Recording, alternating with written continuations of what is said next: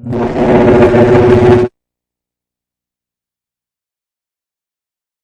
pay attention now.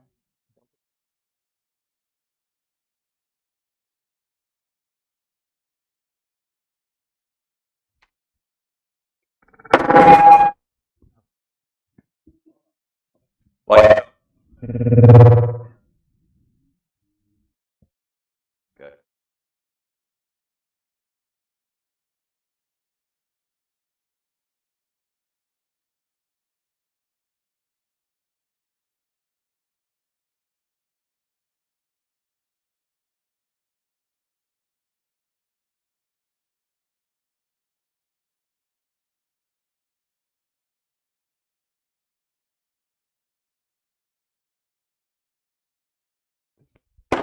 I'd like to welcome everybody out to the April 12th budget meeting.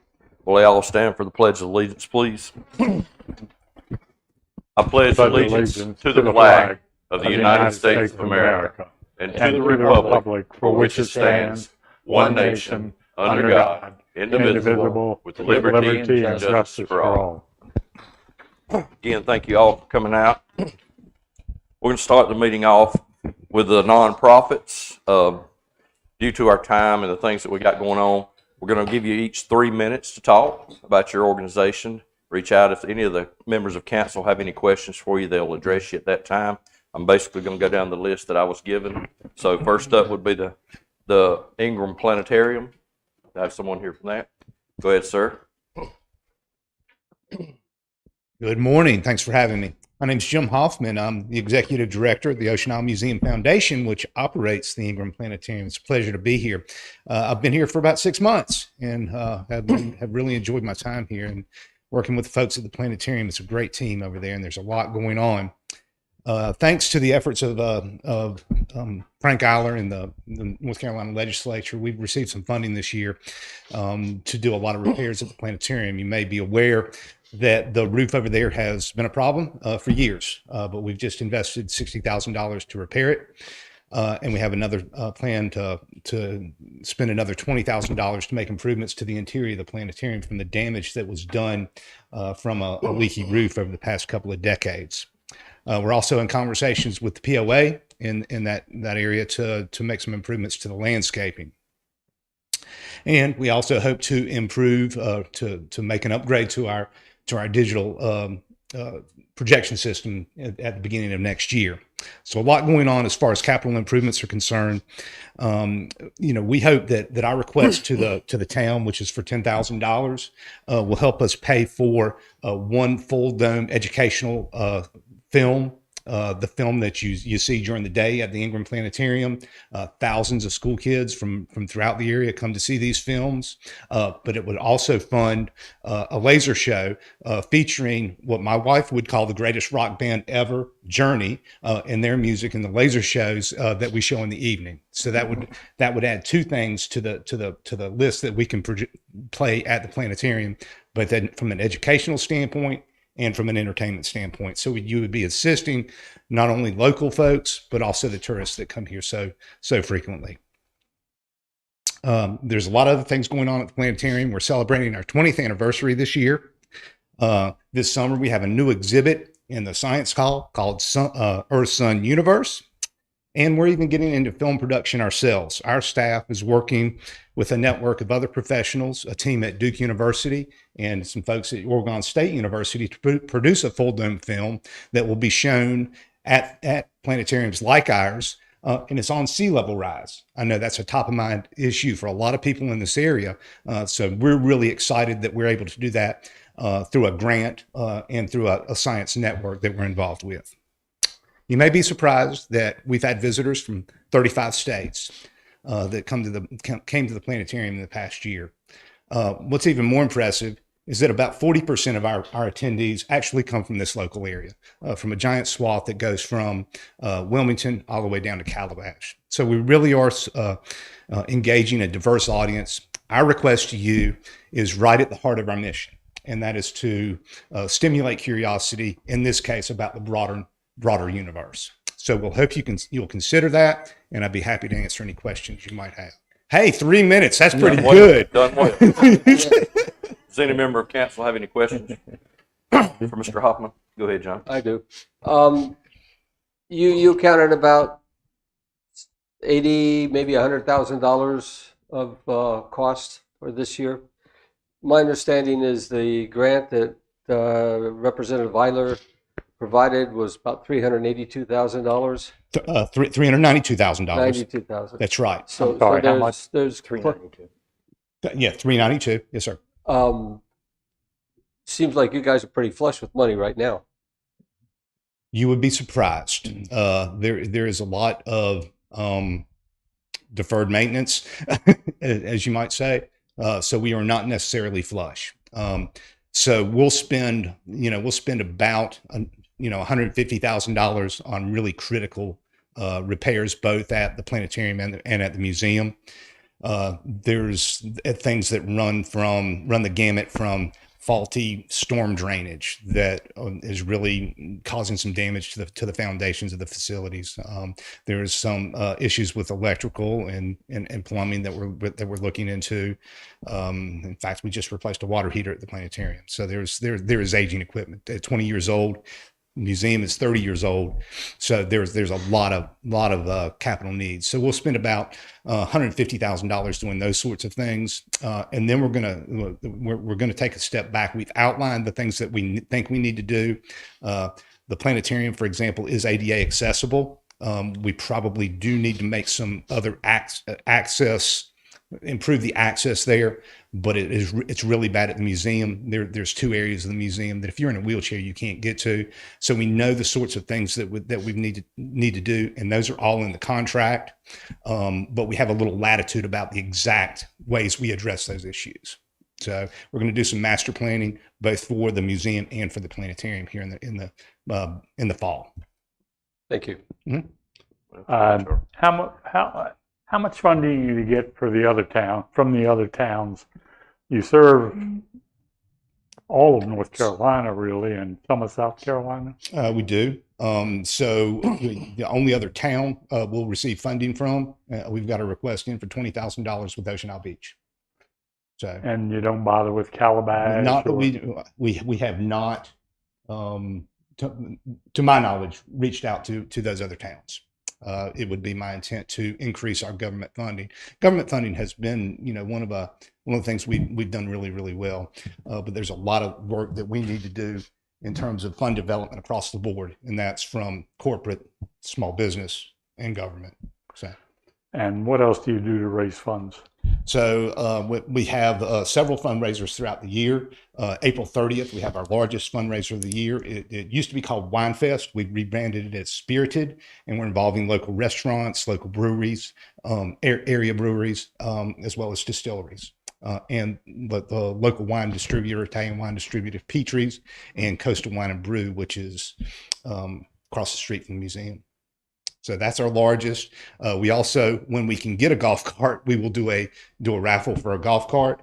Last year, we were able to get a RAV4, and we were able to raffle that. So that has been really probably secondary to reaching out to government entities. That's probably secondary is the fundraisers that we're able to conduct. We have established a committee to do some long range planning, and that also involves fund development. And it's fund development at a pretty high level. We think we need to have folks like Novant and the larger organizations. We think we should be doing better with ATMC, now Focus, and better with Brunswick Electric and all those sorts of community organizations. So, Thank you. sure. Thank you, sir. Thank you. Thank you. Next up is the Twin Lakes Conservation Association. We have someone here from them.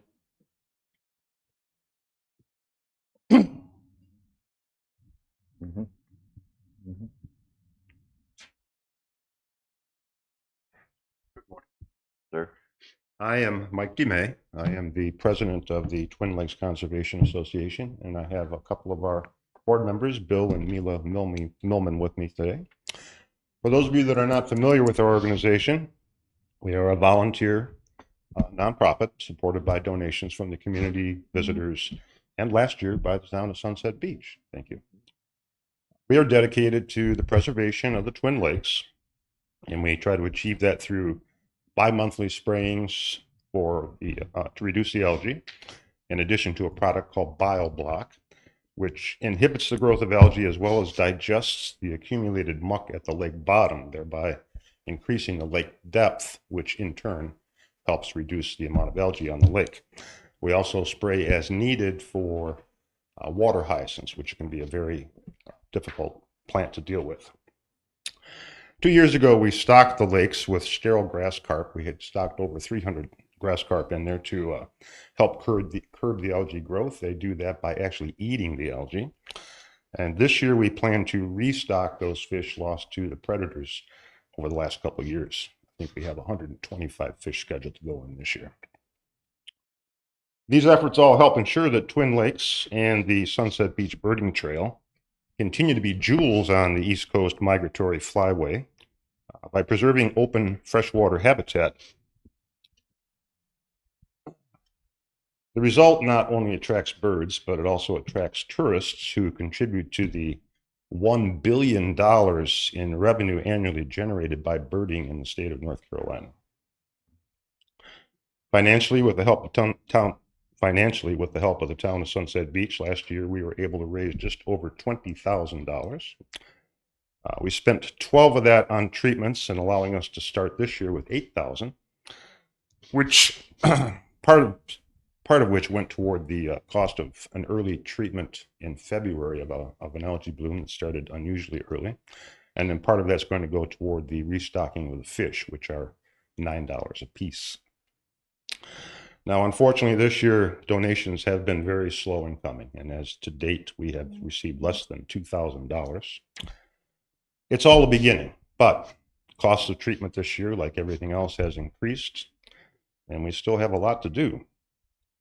With the grant monies we're requesting, our provider, State Management Services, those are the folks that actually do the treatment on the lakes, suggests that in addition to the bi-monthly sprayings that we already do, that we double the number of the BioBlocks, which will help, again, reduce the algae and the muck at the bottom, which is very important.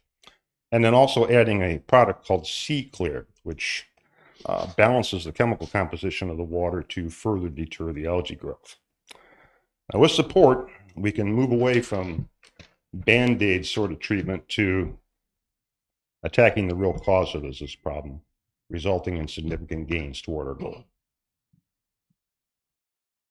All right. Thank you, sir. Anyone, council, got a question? Has the amount of muck measurably lessened? Or is there a way to? I can't say, we've only done the BioBlocks for, I believe, 1 year thus far. And the rate of reduction is estimated to be in inches per year. So no one has officially measured it. The deepest part of the muck in the past have been estimated to be about 7 feet. Wow. The problem with the East Lake in particular is that it's a very shallow lake to begin with. And over the years, spraying the algae dies, sinks to the bottom, adds to that muck, making the bottom of the lake that much more shallow. So in my opinion, in our opinion, one of the biggest things we can do is to add these BioBlocks, which, as I mentioned, digests the muck at the bottom and slowly but surely helps bring the lake depth to a more reasonable level. If you know, there's 7 feet of muck now. When the lakes were first dug, do you know what the depth was? I don't. That's long before my time here. Yeah. Yes. So in the worst case scenario, like in your shallowest, like what would the water, water depth be above muck, shall we say? I mean, is the muck right at the surface, or is there, just for a rough idea? I have personally never been out on the boat to see that. That's a tough one for me to try to answer. I would say that out in the middle of the lake, the deepest parts of the lake, that maybe we're looking at 3 feet of water. for a rough estimate. It's all. Thank you very much. Anything else? That's it. Thank Thank you, you sir. all Thank for you. your time Thank you. and Thank you. consideration today. Yes, sir. Next up, we'll have a Zoom in with a group called the Sky's the Limit Foundation.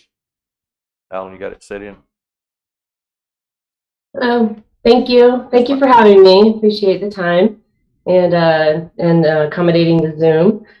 So my name is Keiko Ratcliffe, and I founded Sky's the Limit Foundation, and it's spelled SKYES, and it's named after my daughter Sky, who lost her life of a drug overdose in Brunswick County in 2014, September 30th, 2014.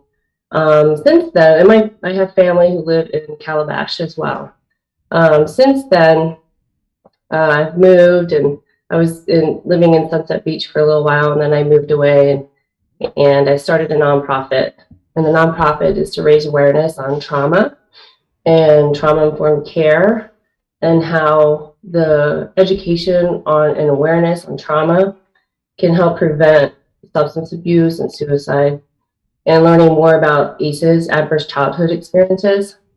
I've learned a lot since her passing on trauma and adverse childhood experiences, because I wanted to understand what was happening with her and why she chose to mitigate and use substances to take care of her pain and to self-medicate.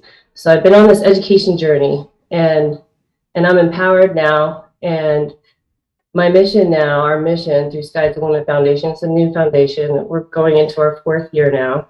So right now it's just myself running, doing the events and doing the programming.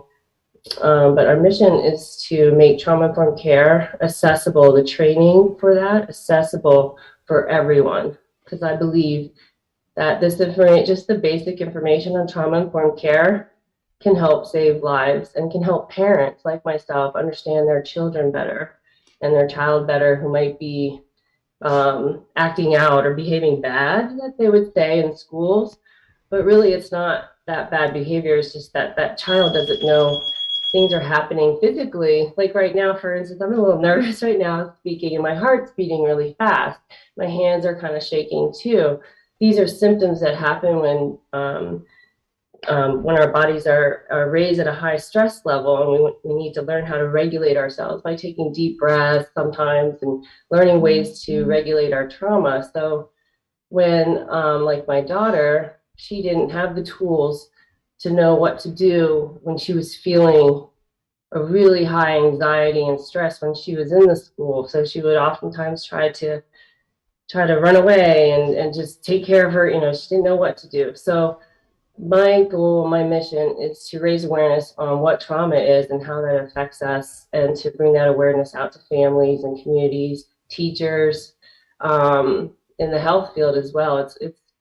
I didn't know about this in 2014. It's just now starting to really boom and become more of a topic just in the recent 2 years. And I know recently the Brunswick Community College, who we're hoping to partner with the grant funds on an education symposium. I know recently they did a resilience workshop. So with the grant funds, what I'm requesting is to host every September 30th on her passing anniversary. I started it in 2019, but then COVID happened, so we had to put it on hold. But I'm going to host an annual event at Sunset Beach. And it's a kayaking event, because that's something, kayaking is part of what we do to empower our youth. And that's something that my daughter Sky and I would do. And that's how, at a time when she was healing, where we connected and bonded and rebuilt our love for one another, rebuilt our trust for one another, because she lost a lot of that after she was traumatized. She was raped at a young age. And so her whole junior high school years were really difficult, to say the least, and Yes, ma'am. challenging Yes. For her and for myself as a parent.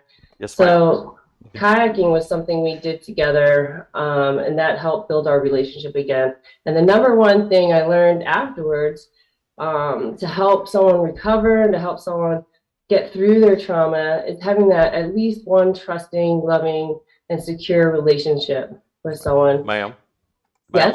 I'm not trying to cut you off, but we limited everybody to 3 minutes, so if you can, please sort of Oh, tie I'm it up. That way, sorry. if we got any questions for the council. You I'm wasn't sorry. here, Okay, so I time just completely flew. understand and respectfully, if you'll just tie it up, and we'll let the council ask anything.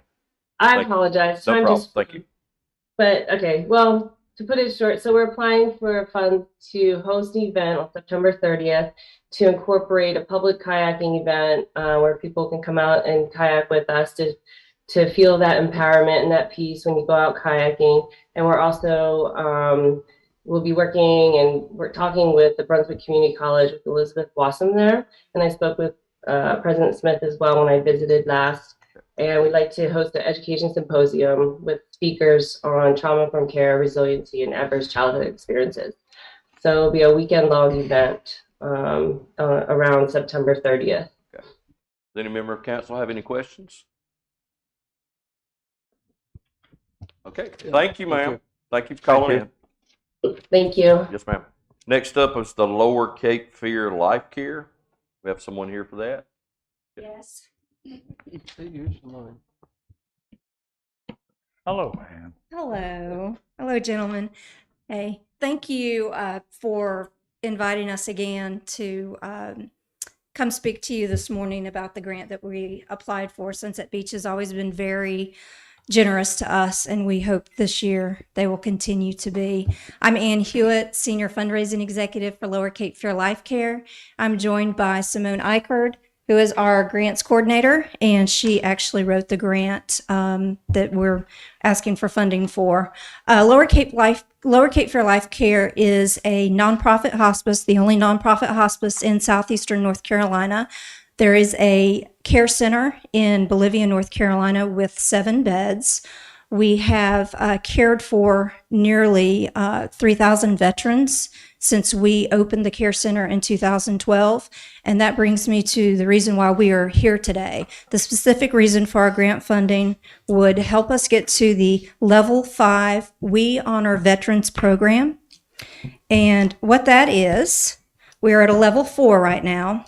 The level 5 will ensure that partners place a greater emphasis, which we would be a partner in that, on staff education and caring for Vietnam era and combat veterans. Additionally, level 5 partners will be taking on the role of regional mentor to our We Honor Veteran partners, working to enhance their programs.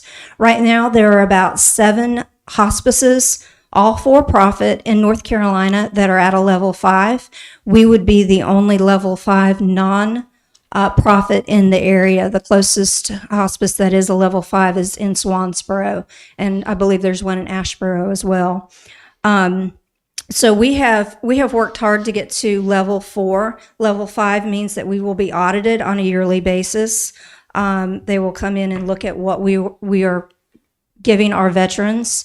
The thing that I'm excited about is that we will be considered a mentor to other organizations, not only hospices, but other organizations, nonprofit or profit, that we can provide education to. This will also include, when we get to level 5, a ceremony for Vietnam veterans. In addition, we've got a veterans memorial garden that we have almost completed that will be dedicated June 23rd. That will also be part of our level 5 commitment. So we offer at Lower Cape Fear Life Care not only hospice care, which means the patient is considered terminal, end of life, less than 6 months to live.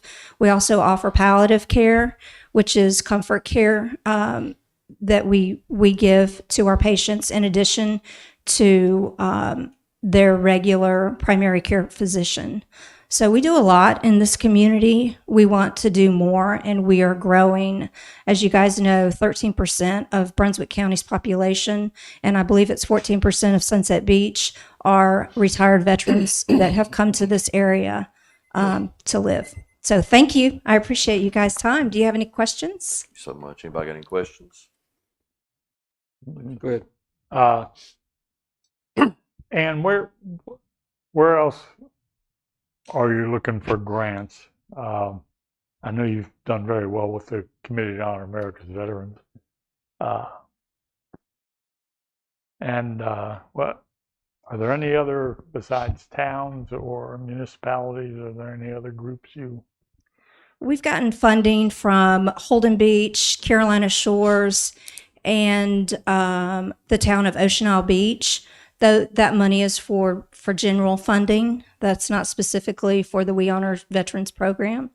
We have also applied for, we get also money from the American Legion clubs throughout Brunswick County. The Calabash Elks Club supports us through our through their bingo that they do every year. So this specifically is for veterans, but we have gotten funding for general use from other towns. Thank you. Ann. Thank you, Charlie. All right, thank you, ma'am. Thank you. Appreciate Thank you you. guys. Moving on next to our Brunswick County Literacy Council.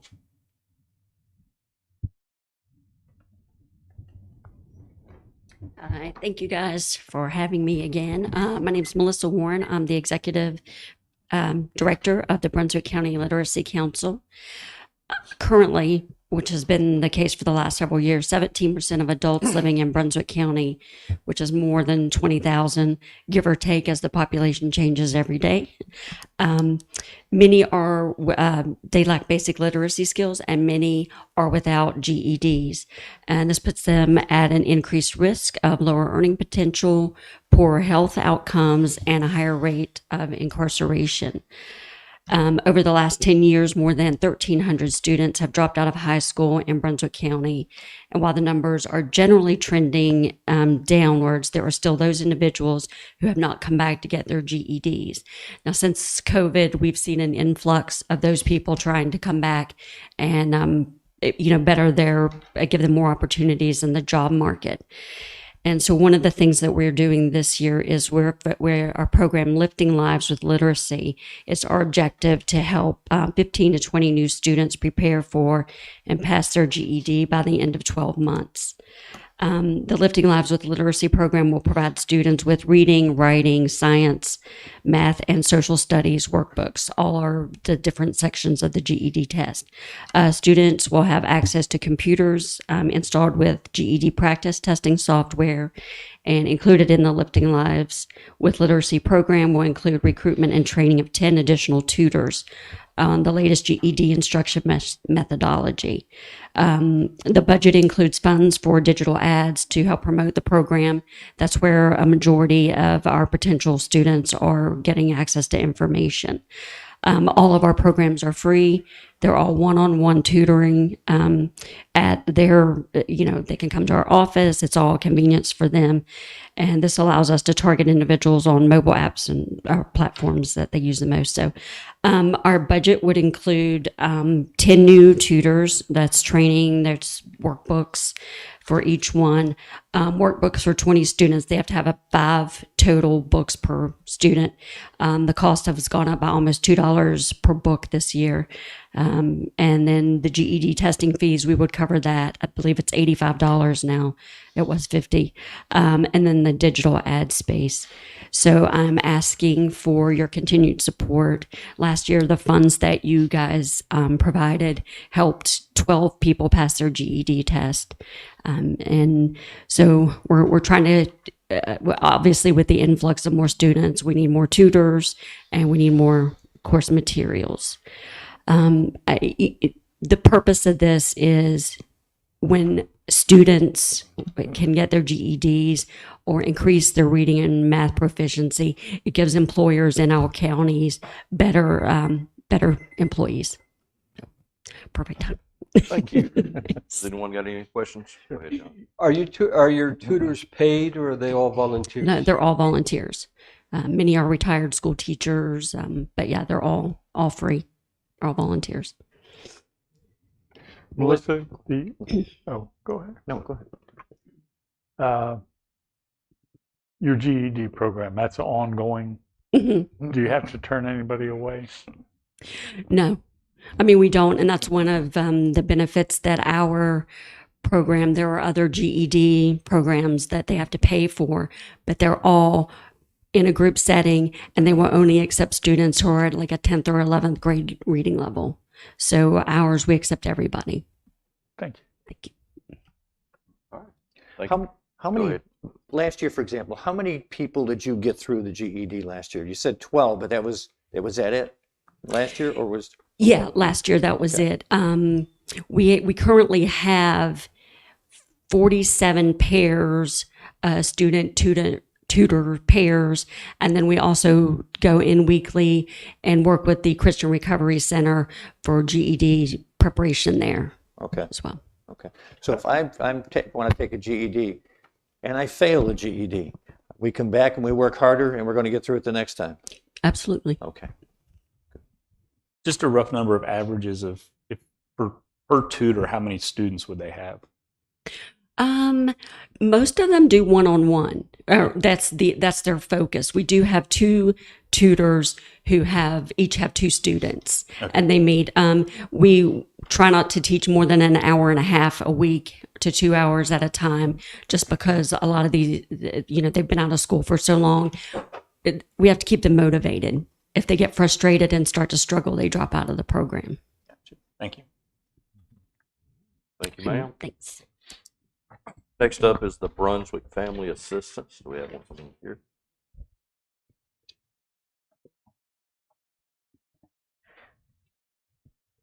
Good morning. My name is Elle Thomas. I am the Community Outreach for Brunswick Family Assistance. Just want to say thank you for your continuous support.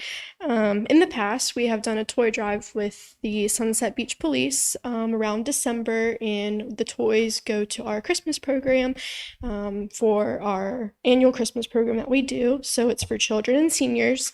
With that, we are a transformative, forward-looking, and collaborative agency. We are a private nonprofit, and we look to help low-income individuals who fall at or below 130% of the federal poverty level. So with that, we have 2 food pantries that operate 5 days a week. We do rental assistance. They can get that once a year, and then utility assistance. So with utility, that's a water bill, electric bill, and we also help with prescription assistance. So if it's an antibiotic, we can help them out with that. So with the money we are requesting, we will use that for rental, utility, prescription assistance. We have a few individuals, we've helped from Sunset Beach, and with that, so we also have an office in Leland that operates as well 5 days a week. They offer food pantry, the same services, so to reach individuals that live in the Navassa, Belleville, and Leland area. So yeah. All right. Anyone got any questions? Do you have a food pantry in the Sunset Beach area? We do not. So it is in Charlotte, right off of Main Street where the Big Lots is. Oh, that's right. I know where it is. Do you collaborate with other local organizations, churches in the food pantry program? So we do. We are actually opening up a satellite office at Sharing United Methodist starting this Thursday. And what we will be doing is sending an intake worker there from 9:30 to 11:30, and that will allow individuals that are around the area. If they can't get to Charlotte, it allows them to get there, and we can provide services there.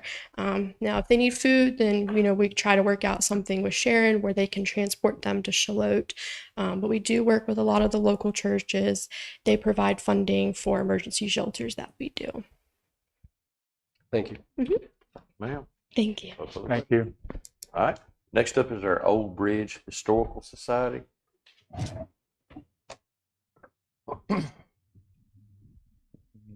Good morning, Mr. Mayor and council members. Thank you for this opportunity to speak about our grant request.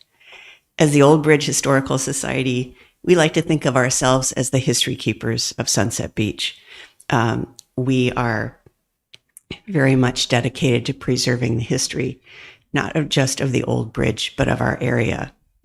We look at history as a collection of stories, and who doesn't love a good story?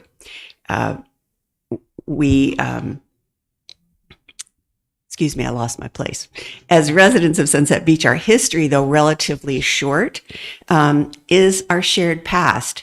And knowing about that shared past is part of our community identity.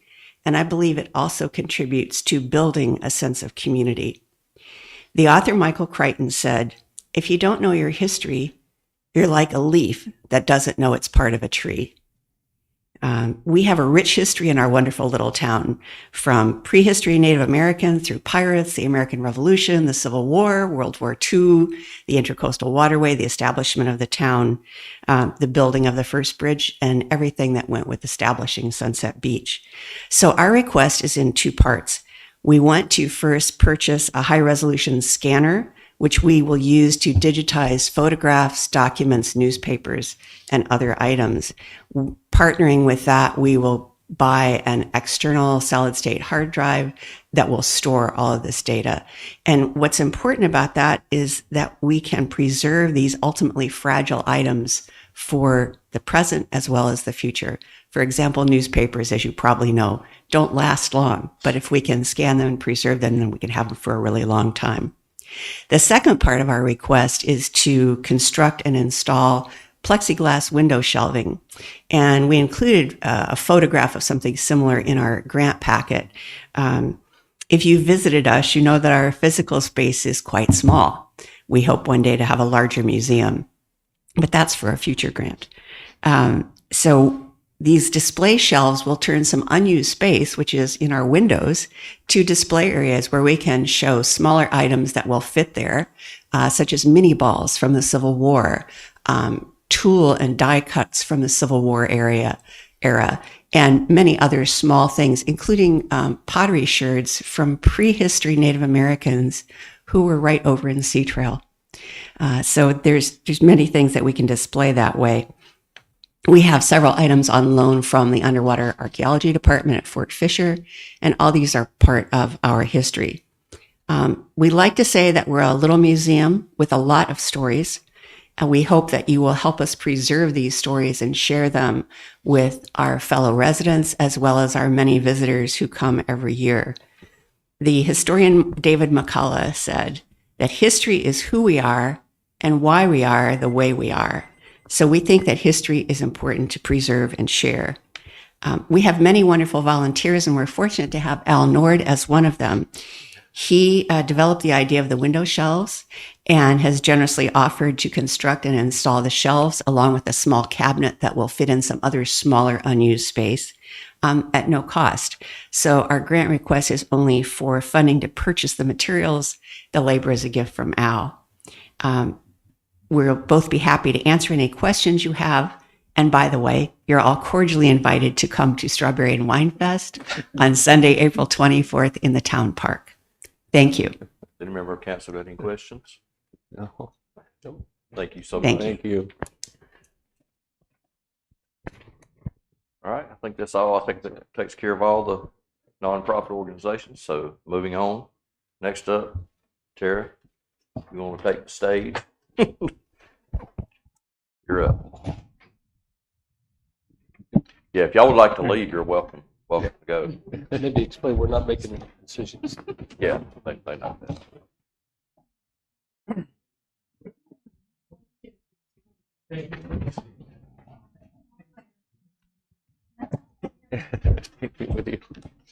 Talk soon. Thank y'all. Thank you. Thank you. Have a good day. Okay. So I will start with the revenues and where I was. Is it not working? Well, you need to be closer to it. Is it on? Okay. Yeah. So I'll start with the revenue projections came in. And then yesterday I was in a class the entire day on Zoom about the ARP money as well.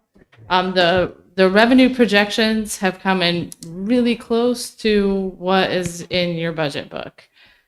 We could maybe add 50,000 to my projections that I already had. But that's really the only difference. We can't really extend those revenues much more than that. So that would be the only change in the revenues. I'm sorry, was that 50,000? Around 50,000 total. I can break it down when we update it. I'll break it down for you, but an additional 50,000 in revenue. With the ARP money, it's a really good thing that we haven't spent anything.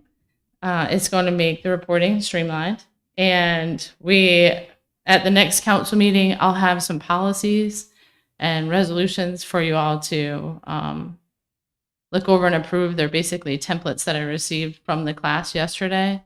But once we receive the second tranche from the ARP money, we can go ahead and reimburse ourselves for past year salaries and then strategically meet to see how you want to use the money moving forward. Because at that point, there's no more restrictions on it because there's some, but nothing that we would use it for. We're not going to put any money into a pension fund or anything like that.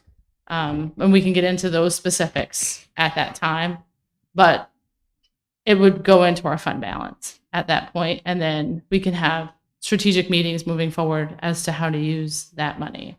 So I believe it's around 1.3 million, 1.2, 1.3. I don't actually have the number in front of me. So, and then we wouldn't have to report on it again until the next year. So my reporting for this month, I know that we had received emails that the reporting deadline is coming. Our reporting is very minimal other than some policies that we have to adopt. Could you? Yes. Could you sort of clarify? So what impact does that 1.2 million have on the budget that we're putting together now? You'll have 1.2 million in your fund balance once we receive the second tranche. So it's just something to keep in mind. If there's like exceptional capital expenditures that you don't want to deal with in this budget, it's something that you can look at for that. Okay, so or it's going to go into fund balance. So if you wanted to balance it with fund balance for capital expenditures now, you can, because knowing that we're going to have that money in our fund balance as of July, August. But at this point, we're not including that in our revenue calculations. No, because it's not recognized right now. It's a separate fund right now, so we can't look at it right now. Okay. But we can plan for using it if we need to, if we you know want you're to. you know you're going to have it. Okay. It's just one of those things I want you to keep in mind for planning purposes moving forward. Yeah. But whatever we do, it's a one-time. It's a one-time. It's a one-time set of funds. Mm-hmm. So we don't want to do it in such a way that we become dependent on those funds. Definitely, you definitely won't want to do operating with it. Yeah. Okay. Tara, yes. I want to make sure I understand. If we use these funds for salaries, is that still what a lot of jurisdictions are going to do? The North Carolina School of Government and the North Carolina Department of Treasury is who I was on the conference call with yesterday, and they are 100% telling every town this is what you need to do. Otherwise, you have to establish considerable more policies. You have to follow the uniform guidance, which is federal procurement, and every single thing that we do would have to follow federal guidelines outside of the state guidelines. State guidelines are already pretty strict. If we were to buy a vehicle with it and wanted to sell it in a few years, you have to calculate the federal share and give the federal share back to the federal government. So you don't really want to buy capital with it as ARP money, but with salaries, you can't sell salaries. And salaries is an allowable use for the ARPA money. So we can reimburse ourselves all the way back to March 3rd, 2021. And then that's how you get it into your fund balance. And then at that point, if you spend it on capital expenditures, there's no federal share because it's no longer ARPA money.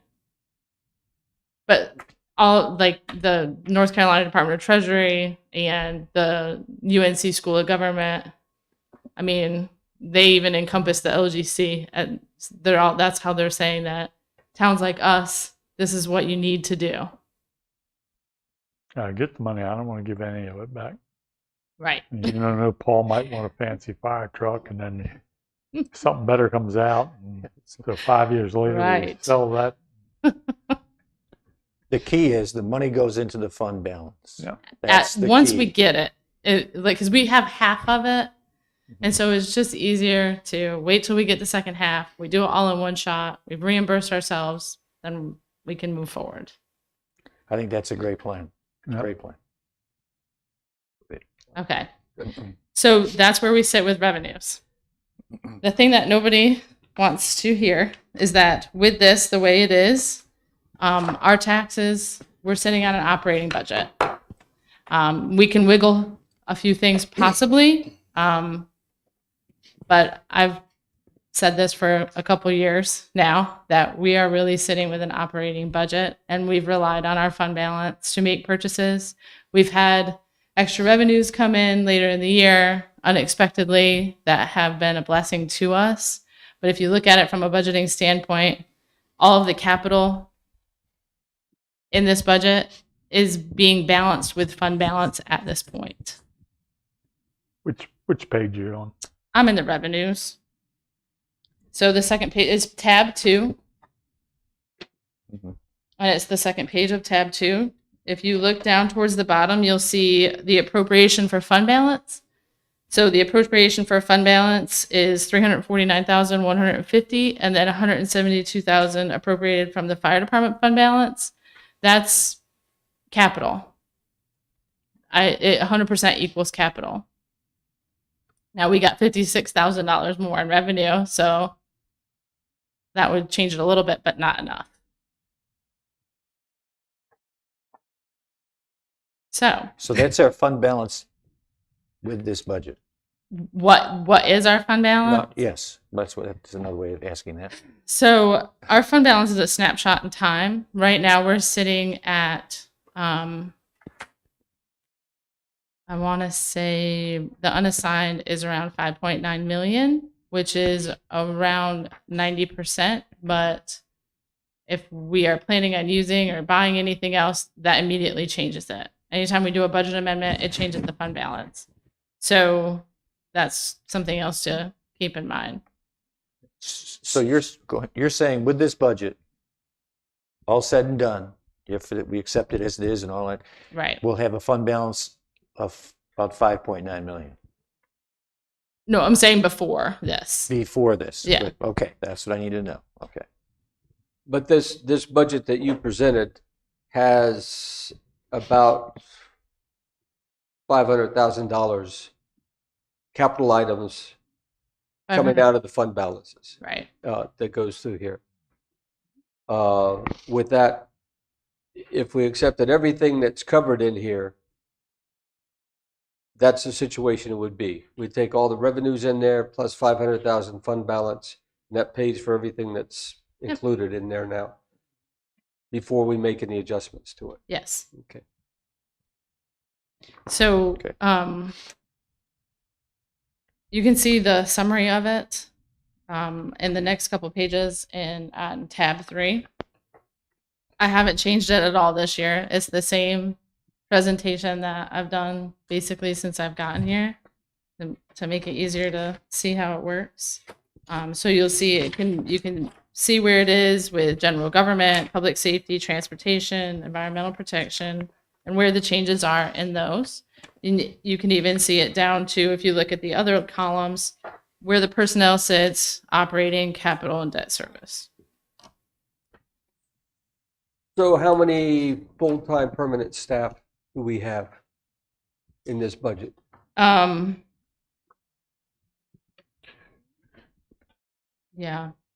I did not bring the personnel sheet with me, but yeah, 50, I think 54. 54 full-time and 2 permanent part-time.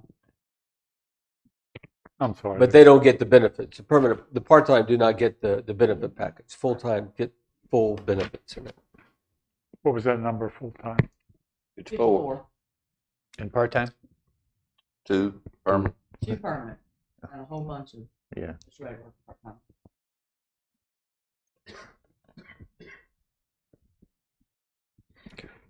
Okay. Yeah, because I think the only position that we added was taking a part-time to full-time in the police department. That was for the admin assistant. That was what was included here. And you previously added 3 firefighters before this budget. And 2 police last year. That was the only thing we added last year. Is that correct? For the island, right? Parking on the island. Well, to give the capability to do Right. the parking on the island. Okay. So we can go through the town council's budget fairly easily because it's decreased by 4,000. There's not an election this year. Okay. If I could add, let's talk about this capital coming out of general fund for a second and look at what that absolutely means to you all.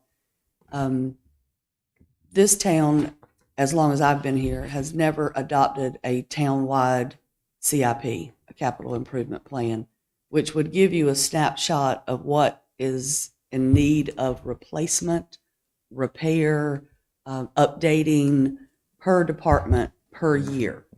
So it gives you a mark of how much money you need to be setting aside annually that will replace those assets and things going into the future.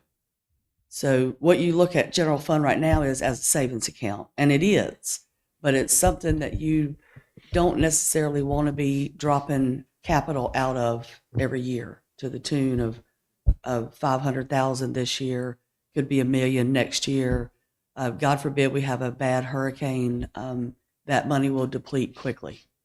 So we need to look at hiring a professional to come in to do a townwide CIP plan for you, and then you all adopt it. Then that would give Tara and all the department heads the ability that for whatever is in that year that needs to be replaced or repaired or updated, Tara will automatically put that into the budget that you are given. Then when we are doing the review, as we are doing right now, you would have the opportunity to remove or add anything that you all saw fit.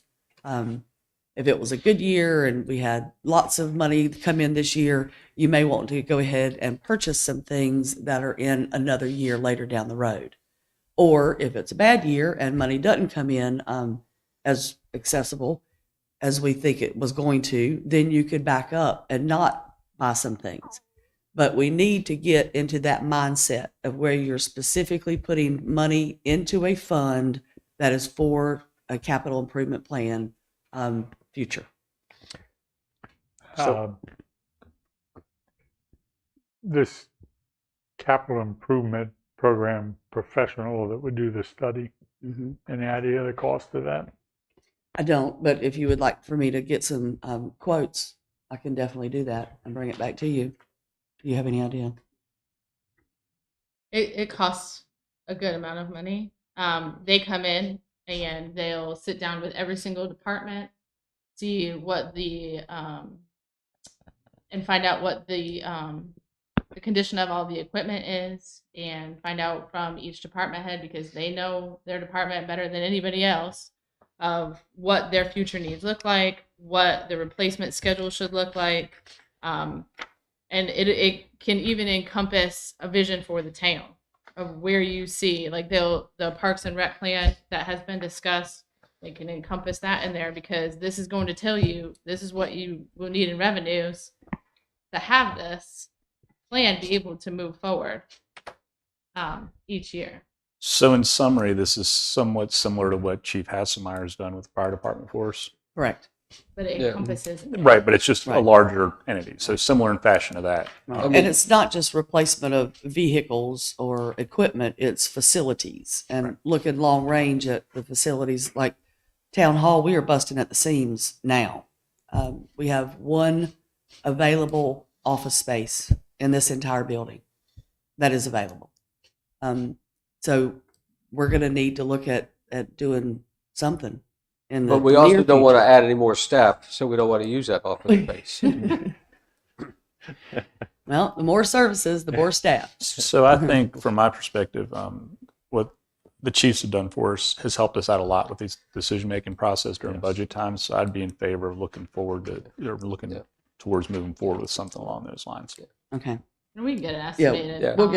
we'll get some prices for you. You did and bring it pass back. out to us, though,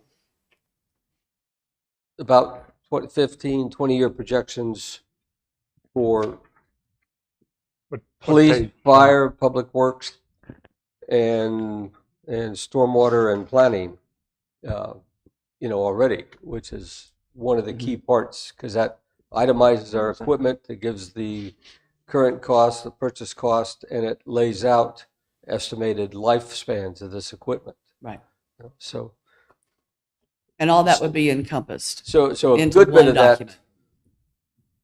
in my mind, that would be pretty much the hard stuff. Then you add the facilities on top of that. Mhm. Yeah. And future plans, Okay. But we've been which talking is about where that. you all would come Yeah. into play. We've been talking about a CIP for a number of years, so Right. I agree it's time to do that. Okay. Because each individual department head knows their department. Yeah. And so having it all incorporated by them with the professional to come in and be able to pull it all together it's just all really helpful for the town. These professionals would work under Tara, correct? She would oversee them and make sure they're Oh, going in the yeah. right Yes. direction Mhm. and doing what they're supposed to be doing. Yes, sir. Okay. We trust Tara. Yes, we do. You too, Lisa. Well, yes, I'm sorry. We make a good team. How to win friends. Can I ask one question? Can we go Absolutely. back to total general fund in the tab number 3? The last page there of tab number 3. Mhm. Down there where it says debt service, down at the bottom where it says debt service, 114,000. What was that for? 2 fire trucks. Okay, that doesn't include Majestic Oaks or anything like that. No. Nothing. Okay. Thank you. Yeah, because we won't know anything about that until we go out. I mean, it's definitely something to keep in mind Yes. because until we go for an RFP and everything's final, we can't. You need to speak closer to the mic, or maybe, do we have another mic to add in I'm there? done talking. I mean, because anybody watching is not going to be able Right. to hear. I was clearly just what they're saying with that, we can't, it's hard to budget for that. I mean, Yeah. we need to, but we don't know what that yearly cost is going to be until we go to the bank for an RFP. But there's other processes we have to go through before we even get to that. So it's months down the road before we even have a payment or know what that payment will be. 'Cause we could be halfway through this budget before we actually come to paying. Mhm. Thank you. You're welcome. Thank you, Tara. Okay, so we're in town council now? We're in town council? Yeah, so we can move on to town council. There really is, there's no change other than it's not an election year. Unless you want to give yourselves a raise. That's really the only thing. Want to do what? I was just kidding. No raises for you. We're overpaid already. This is too exciting. Y'all could just keep the money and we'd be volunteers. And we really here to serve people. We ain't here for the money. I mean, That's there's right. no money there. That's not what it's about. So Actually, more of a pain at tax time. Good point. Okay, so Do you want to? Okay, so where are we now?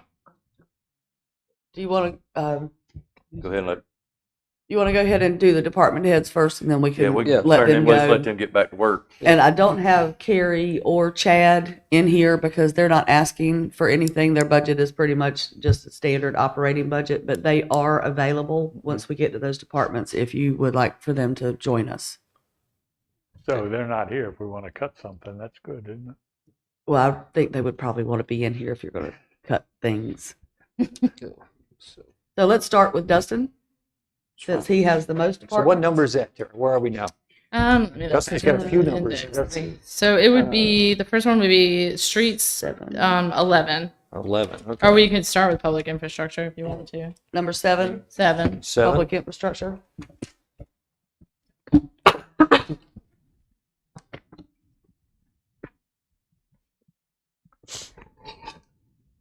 So in this, I will start with the contracted services. You'll see a list below of what that is. Those are, we've reached out to different contracts that we already have where there's been increases or changes. And so those pretty much just are what they are at this point. So, I mean, that's the chunk of the increase in this. Tara, where it says department infrastructure, you go across, you look at 2020, 21-22 is $330,000. Next year, looking at $50,000. What's the reason for the difference? The 50, so the proposed is the 50, and that's the Parks and Rec plan that we have talked about to Yes. get a townwide plan for the Parks and Rec. And that came down from last year, which was That was the parking lot next door. bingo. Thank you. And the landscaping has increased. That's a contract that includes next door and the fire department. We had added that last year. So that, and other than that, I mean, we may even have to increase the utilities a little bit more as we look at this with the electricity and propane prices.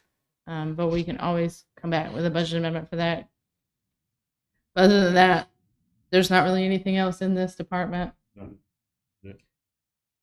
Now, one other thing that we talked about when we talked to Dustin the last time was a gazebo at the park.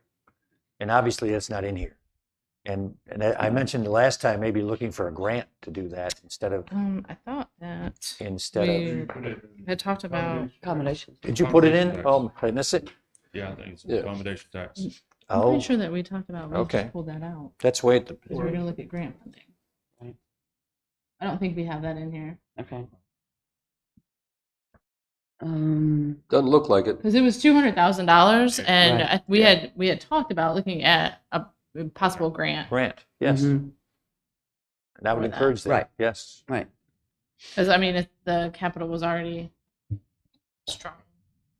No, that's fine. I think that's a great idea. Because we can apply for part of grant for that as well, because Okay. it's still dealing with park construction. Mhm. Is there a limited number of how many part of grants we can apply for? Nope. Dustin and I have worked on a plan for the gazebo. It's amazing.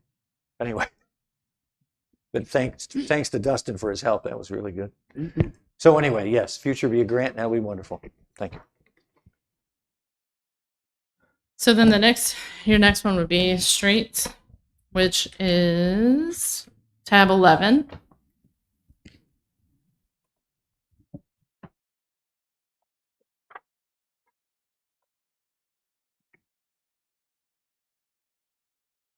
And the only equipment in here was the power washer, the trailer, and a truck.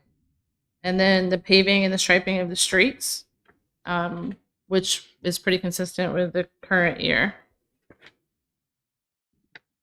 And then we raised, in every single department, we've raised gas prices. So I've used one of the more current months and basically multiplied it by 12 to try to get it closer because the trending is kind of crazy. We've definitely gone up a lot due to the gas prices increasing.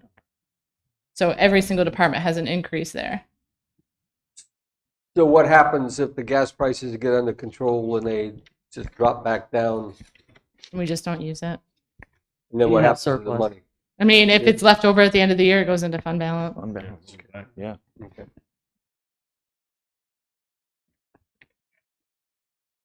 Okay. Let's see. Are there any other questions on streets? Okay, so then stormwater is next on tab 12. We actually brought this down a little bit from when we had talked about it. Excuse me, before you go to that, can you explain at the top level salary and wages, the entry that's I think for we're going to talk everyone? about that You after. divide up full-time COLA. So we're going to talk about the salaries and wages once we Okay. get past the department Okay, heads. that's fine. The stormwater went down. Dustin and I had talked, and part of it, the projects that were initially proposed are partially complete. So we actually were able to bring down the infrastructure repair and maintenance before I gave you this draft. So this includes the reduced price on that. We are in year 5 of the stormwater. Yeah, so in the department presentations, I think he gave you the breakdown of where he stood with the projects that were in the plan. Yeah, we're ahead of schedule. Yeah, he gave, yes. Yeah. Right. Yeah, we're ahead. Well, we're decreasing the amount. Yeah, one of the projects is half done. So we were about 20,000 that we were able to take out. As the 27th, Yeah. 29th. Yeah, it was project. initially going to cost about 40, but we've already done half of it already ourselves. So we were able to cut it. So that came out of this year's budget. Yeah. Yes. If you remember, when we finally did something about stormwater, I wanted it to be a 5-year plan, not 10. How many stormwater projects are left that are in pretty much dire need to be done? I had to come back with that, Charlie. The number on that. Do you have the list that they gave you? You want to look at this? No. It's right. Is it in? I think 12. Yeah. I think there's 12 projects left, is what it looks like. But some of it that we were going to So do. 7 after this year. And there's some easements that we have to get. But other than that, we're ahead with all of it. So there ain't very much left with the plan. Are there an estimate of completion time? Probably in the next couple of years. Yeah, we'll be ahead. I know it's a 10-year plan, but we've already 3/4 of the way through it. Oh, I like that. Yeah. Yeah. Yeah, I think we all like that. Yeah. So a key question in there. Charlie asked how many critical projects are left. Mhm. My understanding is probably the critical projects should have already been taken care of because they were high priority. Yeah. And these are needed projects, but they're not critical. Well, one of them is the one for 28th to 29th Street that's high because the pipe needs to be replaced with old corrugated pipe. Yeah. But that's the one you're working on now, right? No, that's what we were half done with that. You're one. half, okay. So, Yeah, we've half completed that one. okay. When's the other half going to be done? Probably in the fall. It's in this current. It's in this next current budget. But we've already been over there working on it, cleaning pipes, and yeah, there's a couple places that it would be done in the fall. Okay. Yeah. Good. Thank you. I don't have anything else. Is there any other questions in stormwater? Nope, not really. Seems to be going well. Yes. Okay. So sanitation is next, and What number is that? 13. 13? the next time. Got it. So these are contracted amounts from our vendors, and again, really no changes can be made. One of them is the recycling, which I had come to you at the last council meeting. Those increases will take effect July 1. The leaf and limb, they have come back with a significant increase in their contract of around $2,000 a month increase. And that's due to the reflected in the construction. 120,000. It's 100. Mhm. And that's a result of the construction that's going on now, that the houses will be coming online in this budget. Yeah, the tonnage is increased. Can you go back and rebid that then, or we don't do that? We can, but I believe there's kind of a monopoly on it. Kind of. Yeah, we didn't have it like one bidder. Yeah. We had two, Two. and I believe that company bought the other company. Yeah. Smart move. Right. Okay, thank you. So, are there any other questions on sanitation? Just on recycling, the 110,000. It's an estimate. That, and okay, but is that the cost to the town, or is Yes. that the cost? But I match it with I match it with the revenue. Right. And so if there's any changes in it, we just raise the revenue through a budget amendment and raise the expense. Okay, so the point, that's what the cost There's- is, but we get paid, the town collects that money from the residents who Correct. do recycling. Yeah, it's a wash. So it's a wash. Oh, yeah. Okay, that's good. So they're in environmental protection. This again is basically just the increases in contracted service that is for the pond management. They've come up a little bit on their price. And then the chemicals that we use for the mosquitoes and things like that. We're anticipating an increase in that. But it's only, this department is an increase of around 1,500. Are there any questions on And environmental how many protection? ponds, how many of the ponds do we have that we manage? 10. Tim? And what do you do? What do we do? They come out monthly and check them to see if there's algae or anything like that that's growing, these type of weeds, and they'll treat it to make sure that it don't take over the pond. Right. And plus, they also stock it at times with a fish that eats mosquitoes also, and also help with algae.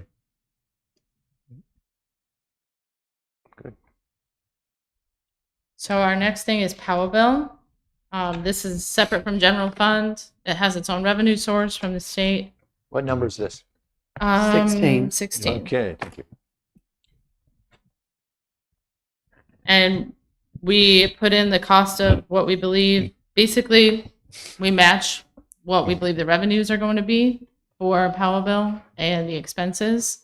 If we don't use all of it, it goes into a power bill fund balance. If we need to use more, we come back to you for budget amendment from power bill fund balance. It's pretty much just its own fund.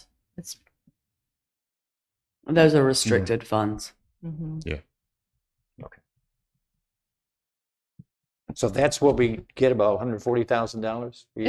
it's roughly Yeah, okay. 140,000. Okay, yeah, good. And restricted means we can't use it for can't anything use else. other Nope. things. It has to stay there. And then accommodation tax is 18. So accommodation tax is a combination of Public Works and the fire department and the town. For Dustin, it's really just maintenance and supplies.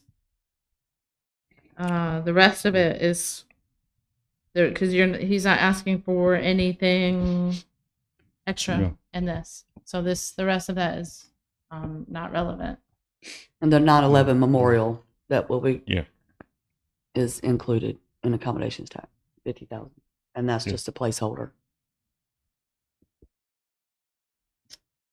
So this includes, just for clarity, this includes the beach patrol cost, The concerts. the concerts, the equipment that they need, taking care of the park bathrooms and Yeah, gazebo maintenance. bathrooms, maintenance and stuff like maintenance. that. Yep. As you said, the nonprofits, concerts, The additional in the contracted services, that contracted services is also GFL. It's our second pickup. We've extended the second pickup a month, so that's going to have an increase there. And then the rest of it would just be increases from the different vendors that we use that have come from them.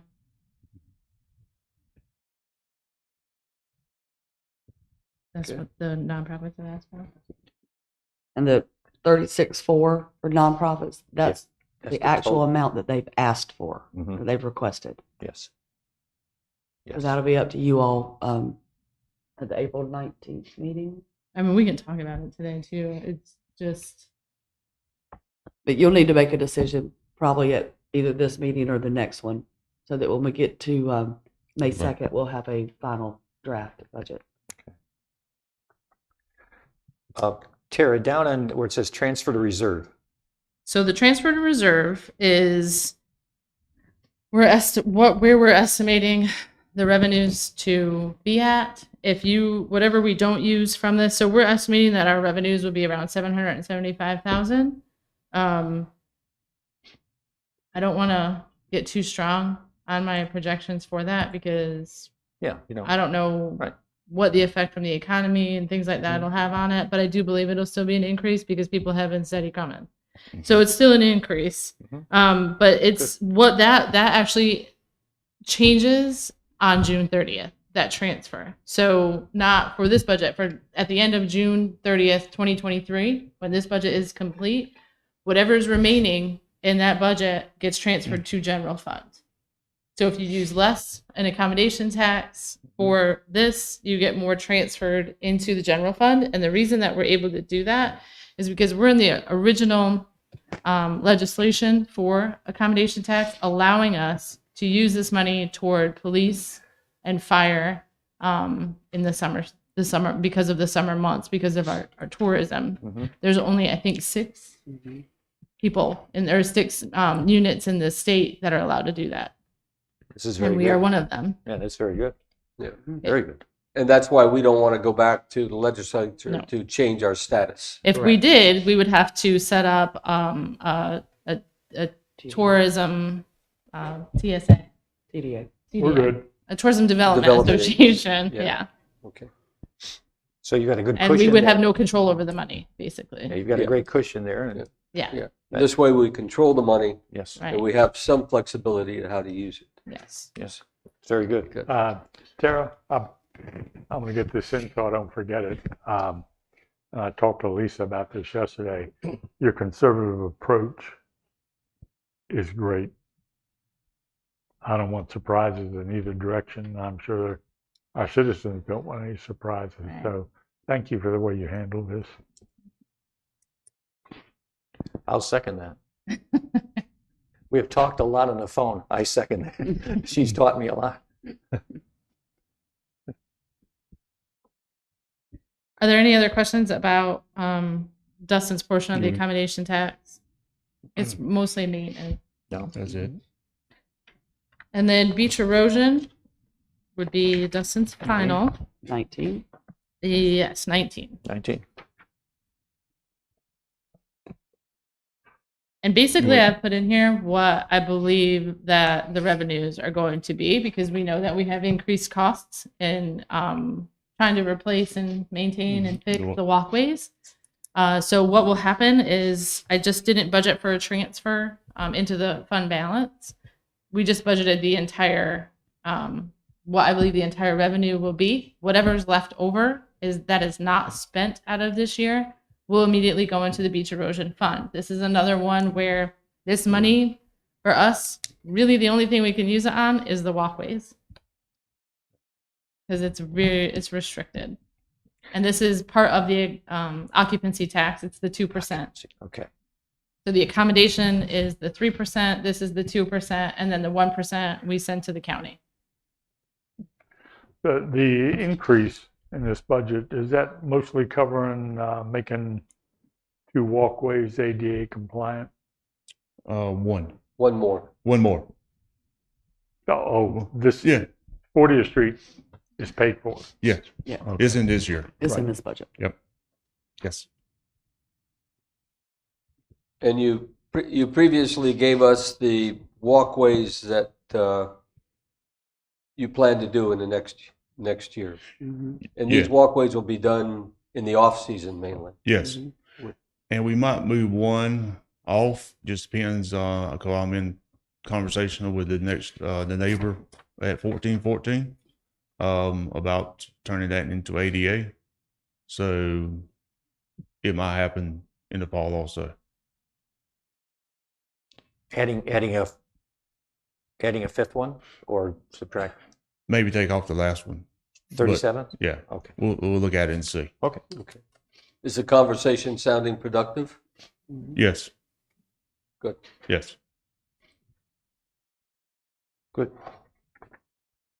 Are there any other questions for Dustin? What protects us when we put this in our budget, that this is how much we put out for X number of walkways? For that being used by prospective contractors to say, okay, the town's got this much allocated, let's go get all of it. Well, they could do that, except they're bidding against the other people that are Yeah. going to bid on that job as well. And we have multiple contractors out there that are Oh, yeah. interested in these projects. Yes. So there will be a competitive element to it. Yes. I think it was 4 Yeah. Yeah. or 3, 4. You know, 2. It was 2 this time. it was just 2 this time. Yeah. and But one- yeah, there is. But one was rejected. Yeah. And we'll, this backtrack to the 4 of them under the current budget. Will they be completed Mm-hmm. Yes. by when's the completion? Mid-May or Memorial Day or? He's shooting for first, maybe done by Memorial Day, but he's shooting to be done before then. 40th Street should be done, if not the Day day tomorrow. tomorrow. That one will be done. That was a monster. And, It was 1,021 feet Looks like a long. monster. yeah. And the other 3 are somewhat more simple. Yes. Yeah, okay. He's already halfway through with 15, 18. He's already got that one halfway completed. So the other ones, they're not that long. Good. Thank you. It's basically something that every town runs up against because you have to budget a specific amount. Yep. And the contractors know that you have a budgeted specific amount, but the competitive process really is what helps us. Yeah. And just because we budgeted doesn't mean we have to accept the bids. No, yeah, we Right. don't have Right. to. Okay. Anything else for Yes. Dustin? Thank you. Thanks, Dustin. Back to Thank work. you. Mr. Mayor, can we take a break? Yes, sir. Take just a couple of minutes, let you go to the bathroom.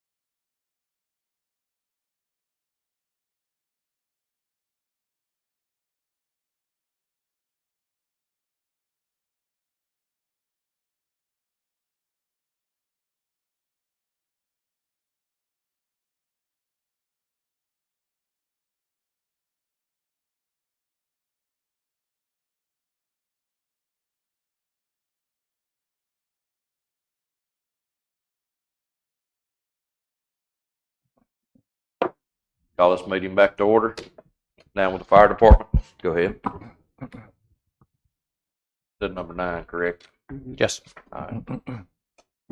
And his, what are you requesting, Paul? Radios and breathing apparatus?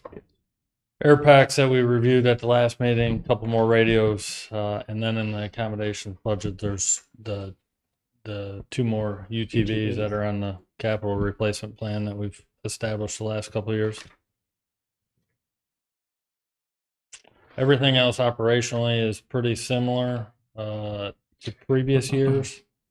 Not a whole lot of changes. A couple things, flexibility or flexing. Fuel costs, obviously, we're adding a little bit more into there, but operationally staying pretty close to what we were in previous years.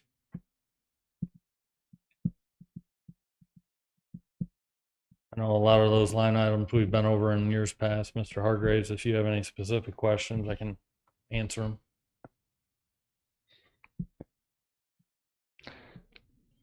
No.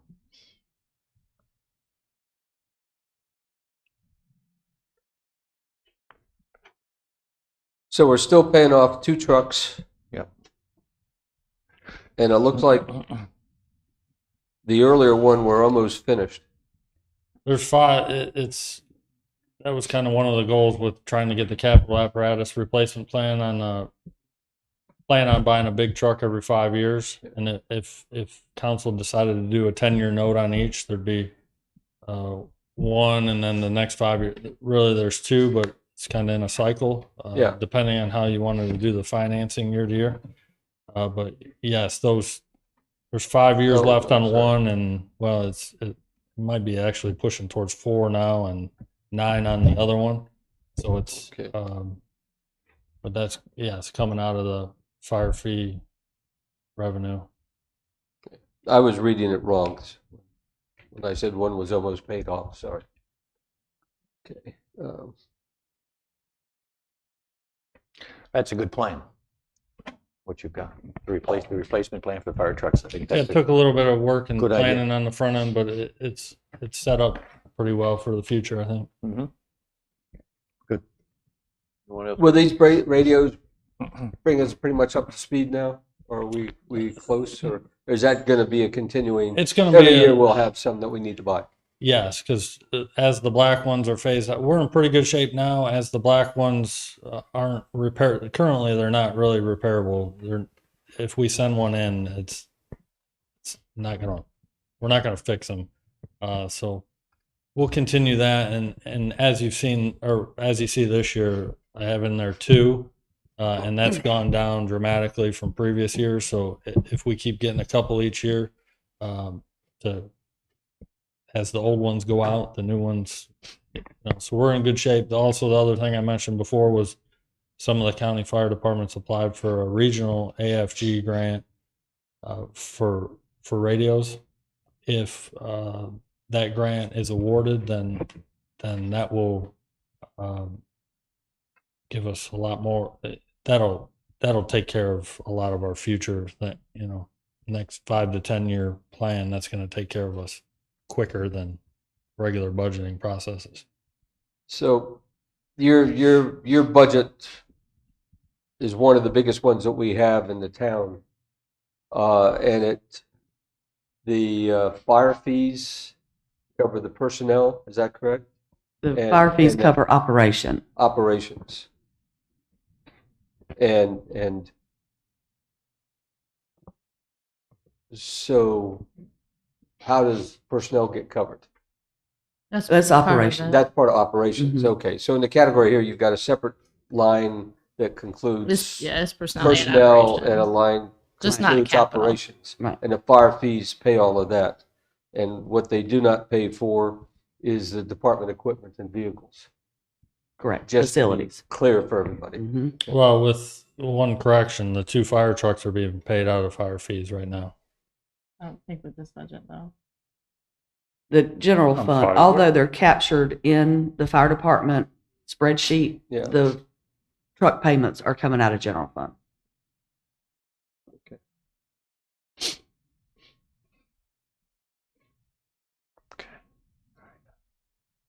Is that And that's because a- they exceed the fire fees? Yeah. I think so. The fire fees are like two. They're 2,094,000 this year. Okay. So anything above that is out of our fund. Or 2,154,000. I'm sorry. Yeah, that's the projected. And so anything above that is general fund or the fund balance that the fire department has, which is what we balance with the capital because there's a whole fund balance of fire fees. So basically it would be the truck payments that are coming out of general fund. So what's the status of our fire department general fund? You said there's a fire department fund, the They have reserve? Yeah, so they have a reserve. Yeah. And I want to say at June 30th, I can't say what it is right now if we've used it. My memory is failing me, but it was around 300 and some thousand, I believe, at June 30th, Last year. 2021.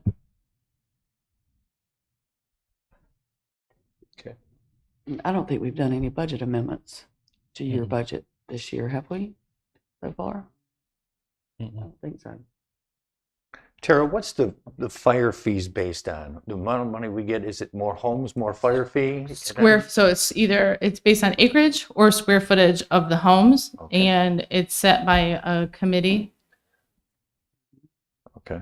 A county committee, county level committee. There's members from different things like the We have a fire citizen chief, at But it large. applies the county to commissioners, a They citizen. apply it to the whole county then. Yeah, So with future growth, we will probably receive more money. on Correct. Correct. Fire fees. And our fire district extends beyond the actual physical limits of the town. Correct. So those who live around us that are in our fire district are contributing to the cost of the fire department. Correct. Okay, good. Are there any other Anything else? questions for the fire department? Because we also will cover the accommodation tax because that's with Paul and Joseph. Yeah. Bring Joe on up. Where's that one? What number is that? It's Way back there somewhere. 18. 18.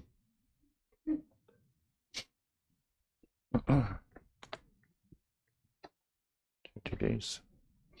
Carry on. So the only capital that they have in here is the UTVs, Mhm. and then a little bit of an increase with the uniforms. I think there wasn't a whole lot of change with this either.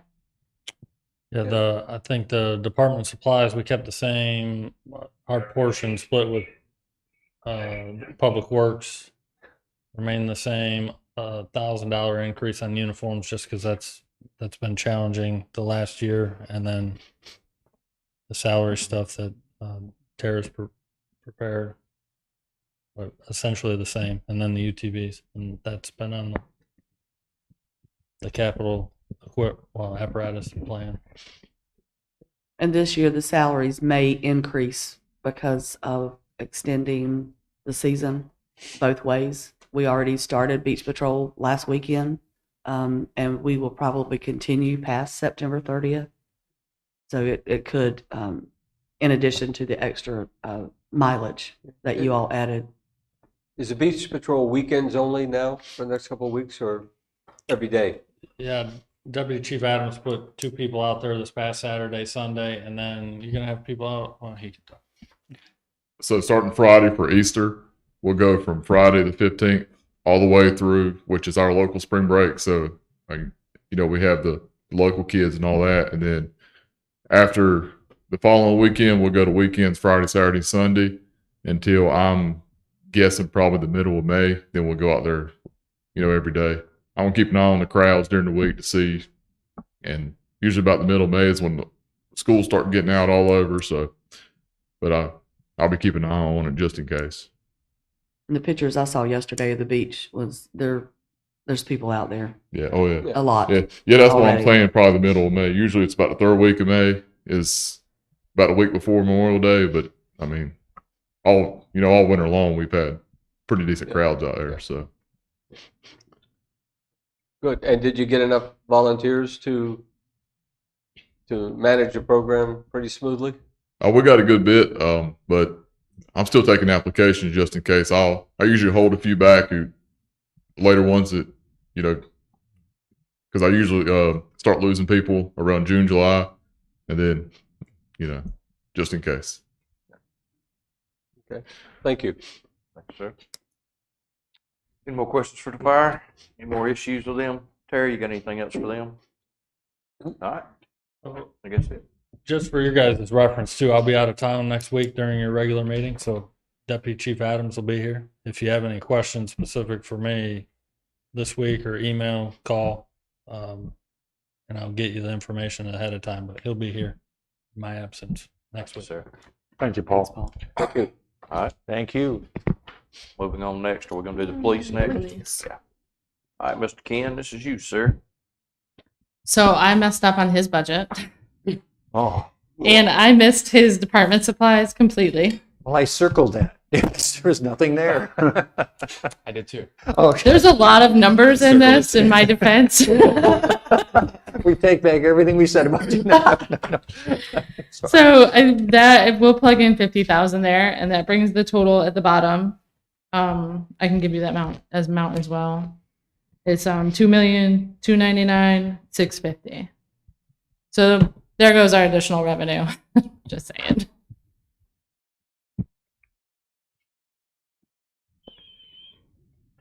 Okay.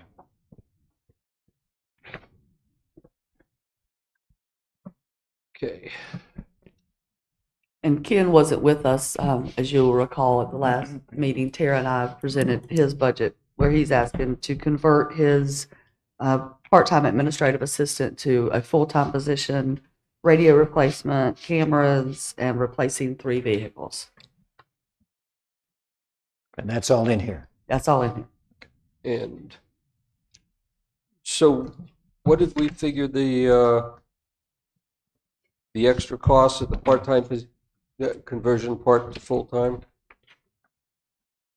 So it's, and the full-time would be 39,006, right? Right. Okay. And is that straight salary, or does that include the? that's just straight salary. That doesn't It's include around the- 64 that for an doesn't employee. include the benefits in that. Thank you.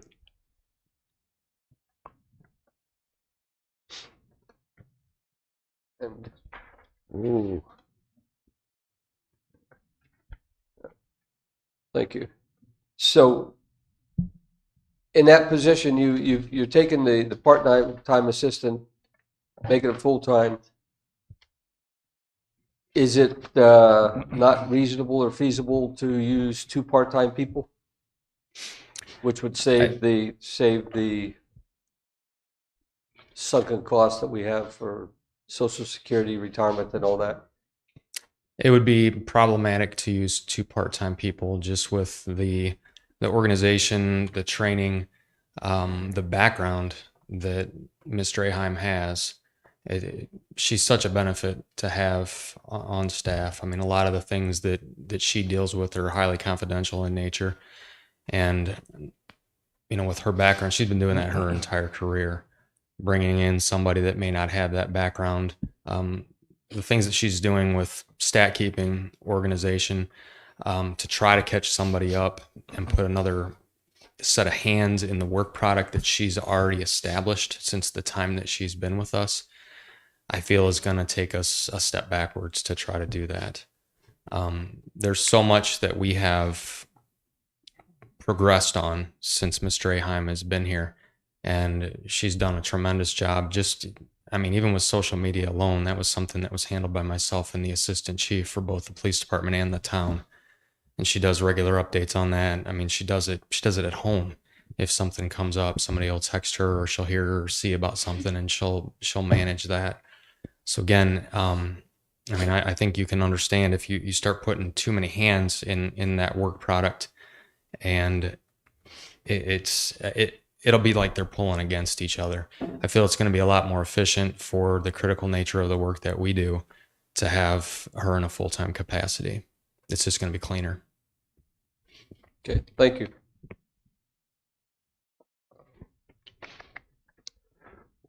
Ken, now the chart you just gave us. Yes, sir.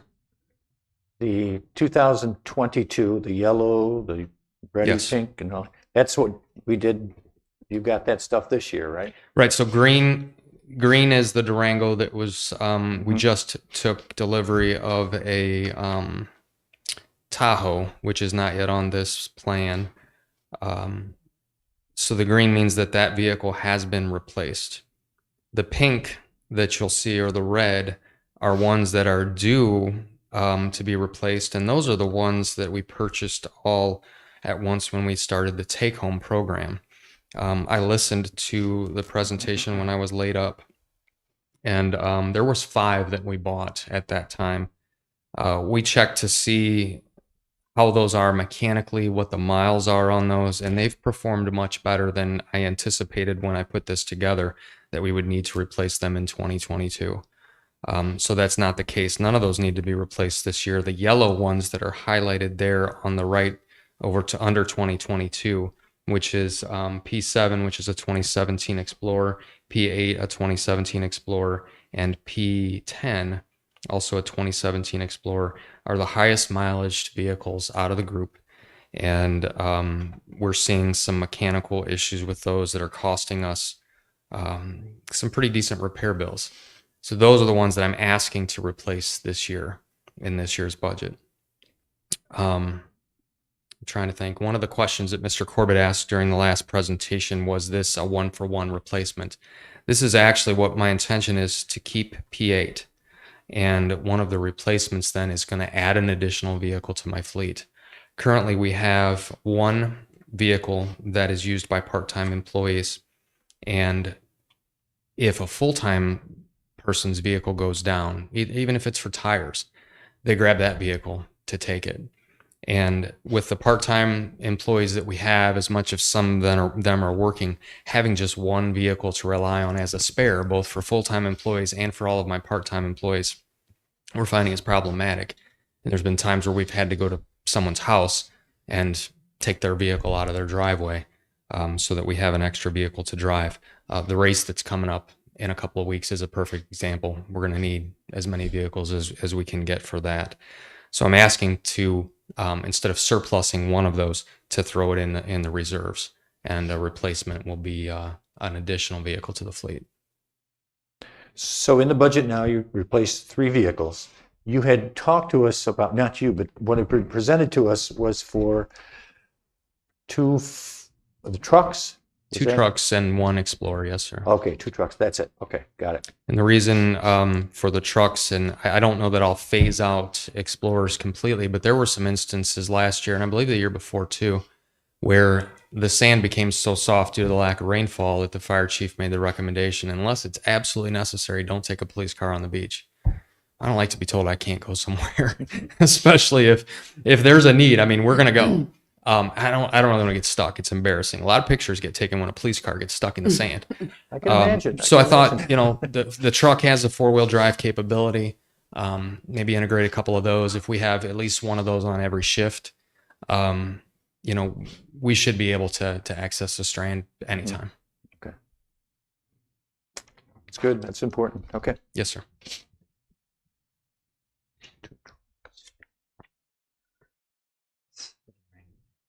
Is Lexipol working out okay? It is. We're ahead of schedule with that. We had a meeting with them yesterday. What we do is they assign policies for the administrative staff to review, and we make any edits or suggestions, changes that are applicable to Sunset Beach. The review we had yesterday puts us, we're close to the end. If we have 3 more meetings, I'd be surprised. But it's working well. We're getting to the point where we're going to start pushing those out to staff, and it'll start to replace our current policy. I believe that will be fully implemented by the end of the year. I have no doubt we'll be fully implemented by the end of the year. Into the calendar year. Then at the calendar year, yes, sir. Yeah, and the policies are very inclusive. They're they're best practices for the state of North Carolina and nationally. It's really going to serve us well. That's Lexipol? Yes, sir. Okay.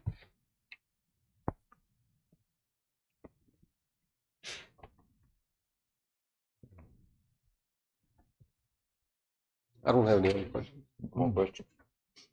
I'm good.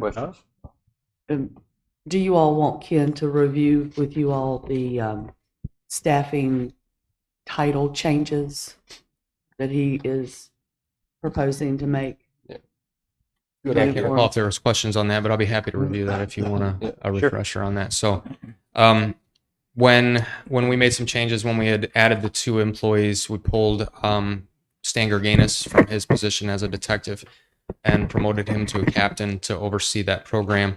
And he now oversees the entire patrol division, which left us with 1 detective that is assigned office duties, who strictly does investigative work, follow-ups, and some proactive work throughout the town. We found that one of our employees, Mike Milazar, had came from another agency where he was a uniformed detective. And I'm familiar with that process, and we gave it a go to see if uniformed detectives would serve Sunset Beach well. At the time, with the permission of the town administrator, we just reallocated how we were paying on-call pay. So we moved 2 people into those positions as uniformed detectives, 1 on each rotation, and they help cover call, and they're compensated for when they're on call. There was no promotion into that class as an official detective. But they took those roles, and it's done really well for us. It's better follow-up, better continuity of the investigations, and it definitely eases the burden on call. Because if there's an incident, even an unattended death, for example, our detectives respond. And an employee now, when they get off at 6 a.m. or 6 p.m., they're on call for the next 12 hours. And they only do that on the days that they work. So they're planning on coming back the next day anyways.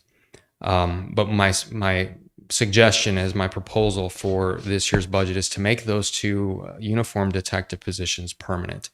They'll move into the pay grade. I don't know the number off the top of my head, but they'll move into the pay class for a detective. And then what I'd like to do with the detective that's currently serving as the lead detective would be to promote him to a detective sergeant, so that he supervises the 2 detectives. They report directly to him. There's specialized training, specialized education, and a different skill set that is required to be a detective. And while our line supervisors are trained and very knowledgeable, this is something still over and above what they do on a regular basis. So a uniformed detective may do something on a scene that a line level supervisor can't quite understand why they're doing it, doesn't understand the process, can't effectively supervise it, because that person, no fault of their own, doesn't have the training, where the lead detective currently does.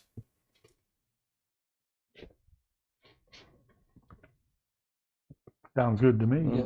So how is retention for your police department? You know, we're getting things from Wilmington and northern part of the county about difficulties hiring police, getting replaced, recruiting, keeping police.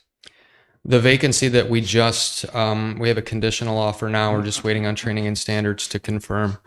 The employee that's coming, the prospective employee that's coming to us has a great deal of experience.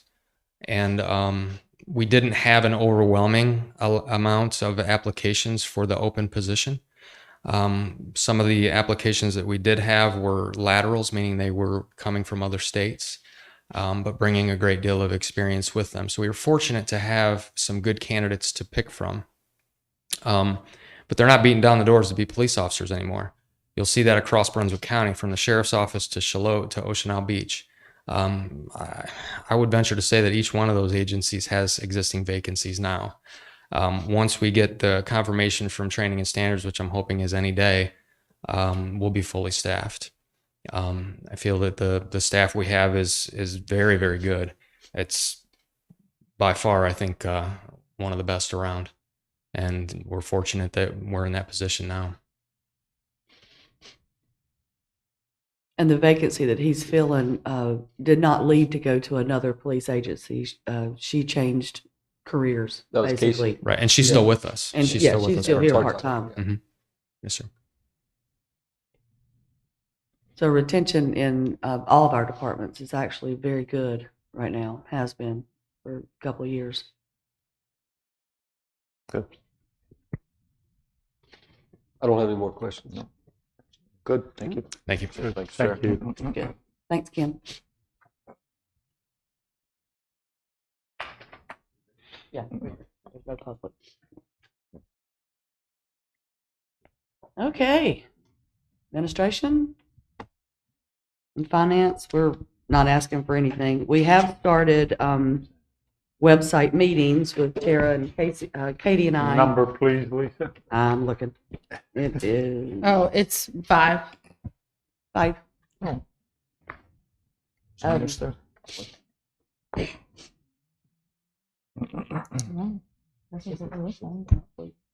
And it looks like with the website overhaul, the monthly fee that we currently pay is what we will continue to pay. So there isn't any a big amount for overhaul. So we won't need to add any money for the budget for the website overhaul. And we are in the process of starting that now. And that's being contracted out? Through GovOffice, who we're with already. So those GovOffice emails we get are not spam, they're junk mail. They're actually just tied into the fact that they do our websites? Correct. Okay. We get a lot of them. Yeah. Where So, go ahead, John. Finish. will, at some point, sort of when we see a mock-up of what it's going to look like, will you see a mock-up of what it's going to look like? Of how it changes? Yeah, actually, we pick what it's going to look like. And some of the towns that we're looking at is Elizabeth City, Charlotte. Yeah. You could go to their websites and look at it, and it's going to be similar to that. And it'll, the GovOffice will come in once we tell them that we want to keep this, we want this moved here, we want that there. They'll do all that behind the scenes, and then we'll flip a switch, and we'll go from the old to the new. And will they do periodic updates as we get experience with the website? Or does updates and changes come totally from us? They pretty much come from us. I mean, GovOffice will do whatever we need them to do. Yeah. Will we have somebody on the staff designated to be sort of our in-house webmaster to? You're gonna have 3 of us. Yeah, there'll be 3 of us. Okay. To get new pictures of the staff, to get updated announcements. Now, that probably will be a cost because we feel that we need professional pictures. If we're going to put pictures of people on the website, they need to be professionally done. And that'll be More you uniform. all, planning board, any pictures that are on there of any staff or committees or boards will be a professional photographer. will We come have in and issues do with that. uploading them because some of the pictures are big and some of the pictures are small and they don't match. So when you go in behind the scenes to try to get these things in there, it's really hard to get it to. You can use the same phone on all the pictures and get. You'd the be same surprised. They capability. actually don't come through the same. Right. I'll leave that to you guys to figure out. And I'm sure that's not going to be much of a cost, but it will be a little cost to do that. So we are working diligently to get that done quickly. Katie, what other, you said Charlotte and where else to look at? Okay. And it'll be ADA compliant and all those things. Where does the decrease in salary come from?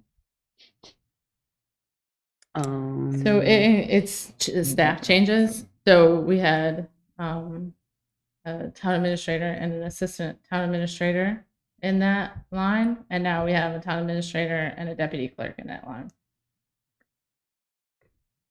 So we save money with that. Mm-hmm.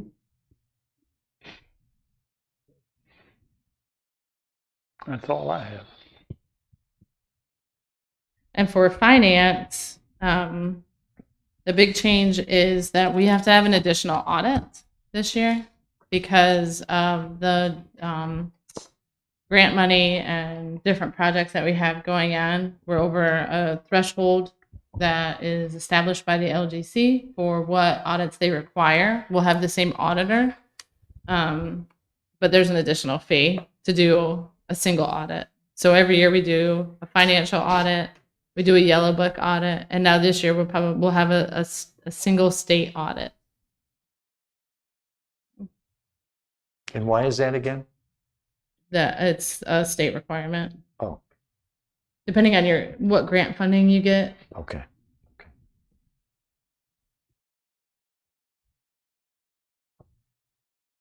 More questions for So that- finance? yeah. And we're looking at potential of $750,000 in grant funding that'll come in this budget. Okay, it's fine. And next year will be the full ARP money. So we'll have 4 audits next year. I'll have a financial audit, a yellow book audit, a single state audit, and a single federal audit. So this will increase even more the following year. That'd be in 23, 24. You'll be with auditors all the time. Oh, well. We'll get our money's worth. Yes, we will. Yeah, I mean, inspections and planning didn't have anything that they were requesting. Was there any questions on either of those departments? It's tab 10 and tab 15. Yeah, 15. 15.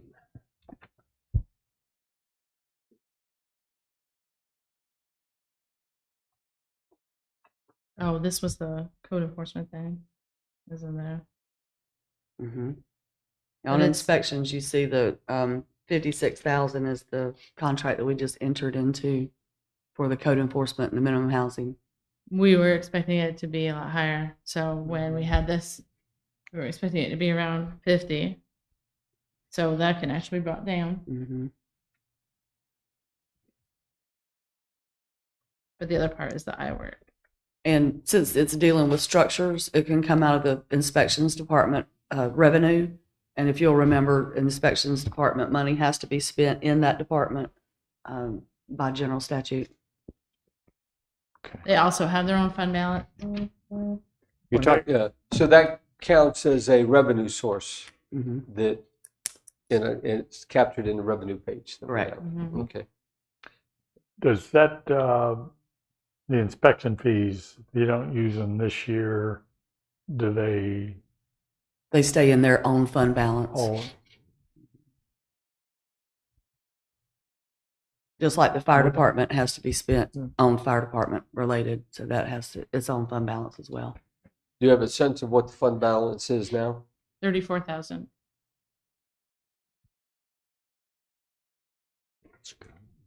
So that's at contract services of $56,000? That's the code enforcement. That's a code. But part of that is the iWork. That's during COVID when we moved all of everything online. That's the contract for that.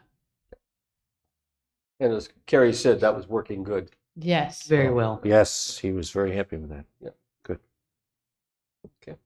Excellent. All right. I don't have any questions No, anymore. I'm good. no? And anything for planning? I think it's just the COG. Right. Which number is that? That is 15. 15. It's the second 30,000 for the UDO audit and rewrite that they're in now, and then the additional services that the COG gives us throughout the year.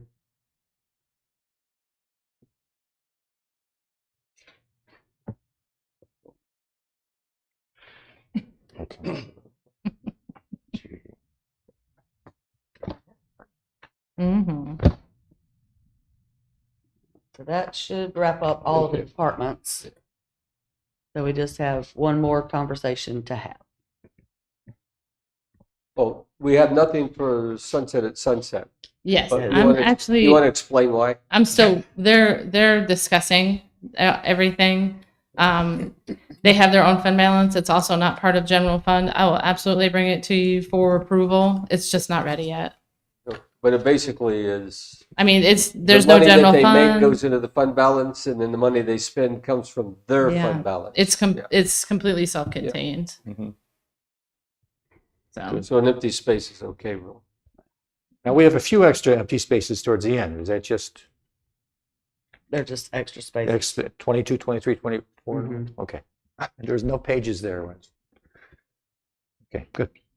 So you will recognize in every department in the salary line items, starting with 5, includes a COLA, a merit, and a bonus.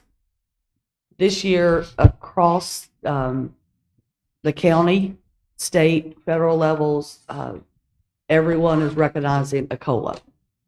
Brunswick County, Shallotte, Ocean Isle, Holden, us are looking at 7% COLA increase. Some of them are close to 8. Right. Some of the other towns. Some are doing 7.6, 7.9. So Tara and I felt comfortable with requesting 7. And then the up to 3% merit. And then the $500 Christmas bonus per full-time employee. So all those are, and all that's calculated into each line item. Again, what were the percentages on the merit? 2 to 3%? Up to 3%. Up to 3. We budget the whole 3%. Not everybody gets the whole 3%. At least that way it's there. And if we don't use it, it goes back to fund balance. What's the total cost of all of this? Of all 3 of them, the bonus is typically around 26,000. The COLA, I believe, is 96,000, and then the COLA is 212,000. Merit. Did you say 2 COLAs? The merit is the 90 something, and then the COLA is the 212. I think. So the merit's 96. Is that what you said? I'm giving you approximate numbers because I Yes. don't have it right in front of me. And the COLA is what now total? Around 212, I think it was. Okay. And all of that is worked into the budget line. It's already in all of it is in the budget already. I don't have a problem with any of this, especially since my retirement from the DC government got a 7%. Got a 7% COLA. I'm shocked. That's what a lot Especially of the towns are basing retirement it where on. people are under indictment. So that seems fair. The merit, that's the same as it has been, up to 3%. And Christmas bonus, I've been a proponent of that for well before I was on the council. And I think you look at this budget and you look at the job everybody does, then I think everybody deserves that. And if you have some that aren't performing as well as others, that's taken care of in the merit. So Yeah, the department heads do a very good job evaluating their employees and coaching their employees to get them to the higher levels. But not everybody gets a 3%. That's just a given. We see it.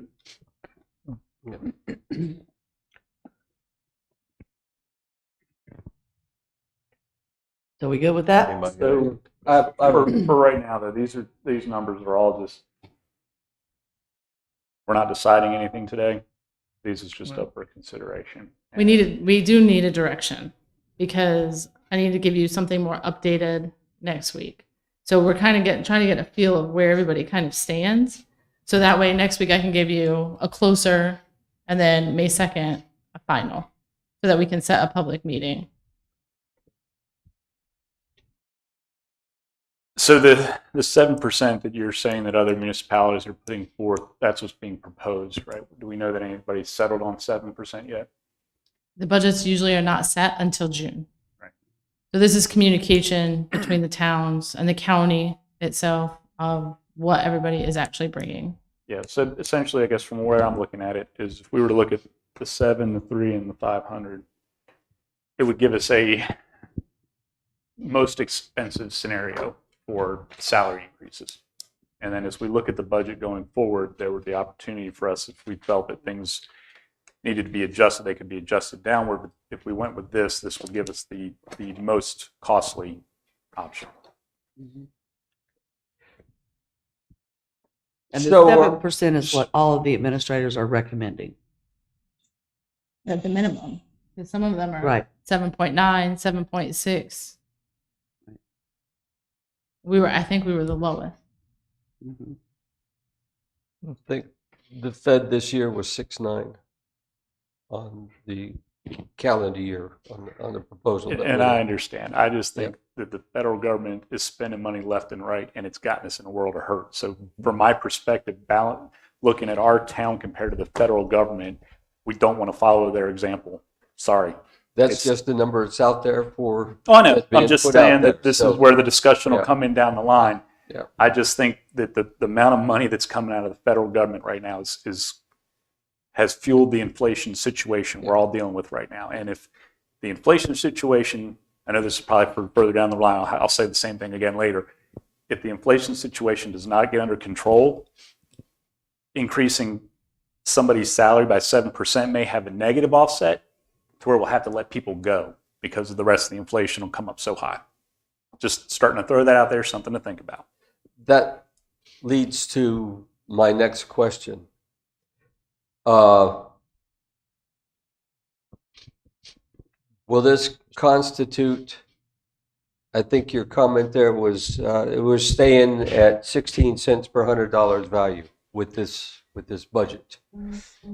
But to make that work also includes taking about $500,000 out of our general fund to keep it balanced at this level with a little bit of fudging back and forth.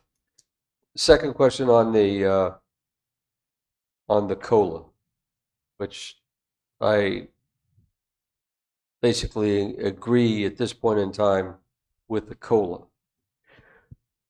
How do we calculate in the salary restructuring that we did this current fiscal year that resulted in everybody getting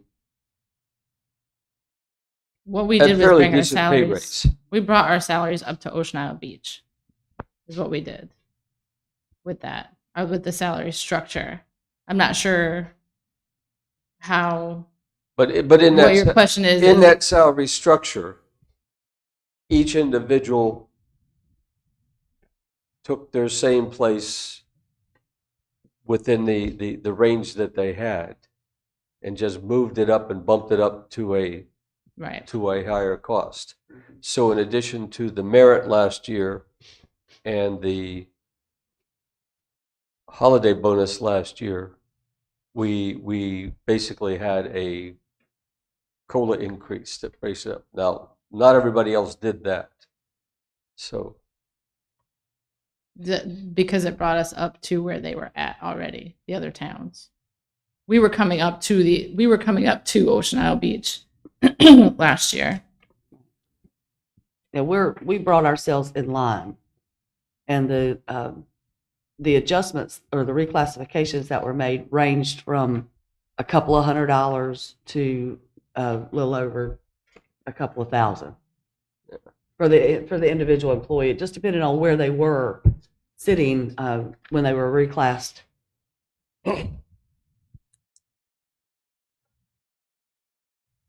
This was last year. Yeah. Okay. And it was what we did basically, Mike, was an in-house salary study and compared us to the other municipalities in the county. Another town paid for it. Yeah. Right. And shared it with us. Yeah. Right. And I'll just qualify with that. The council for a period of time has been looking for a salary study to make sure that we were in a competitive range with I with our believe the neighbors. last time it was done was 12, 13. Do you remember No, when the last one was done? it was, no, but that's okay. I know when it wasn't done. Yeah. I have a general comment I'd like to make. You know, I think over the course of the years that you have been doing this, Tara, the parenthetical or the comments out in the side, which explain and have a marker to tell what those various costs are very helpful for us to understand where our money's going and what's actually being spent on. Such when you do the tax collection fees, training costs, specific supplies, certifications, and that. So thank you. Yeah. The level of detail is good. Anything else that you can add to keep clarification and minimize our questions would be even better, but it's really good, it's really helpful. It's the new guy that really helped me. Believe me. Once John told me to start reading these things, it was great. I understood it a lot better. So do you have any comments about any of the departments? Are you looking at pulling anything, or just like she said, we need some direction on what to give you next week, because we need to come out of next Tuesday's meeting with a final budget for her to present it to you on May 2nd. The only we can make changes after that. It's just you yeah. really want to have Yeah. something. From my perspective, I think we're in good shape. I like the budget, the fact that it keeps us at 10% and it still gets what you as a town administrator have negotiated and discussed with the town department heads in terms of capital expenses and keeping it down. We've minimized the request for increased people, which is a long-term cost that stays with us forever. I think that part's good. The only question is on the nonprofits. I think that's an area we need to talk about. There's Because what we do bit is of asking a lot. we plug in the number that they're requesting. Yeah. So you all need to look at each one of them and what they're requesting. Yeah.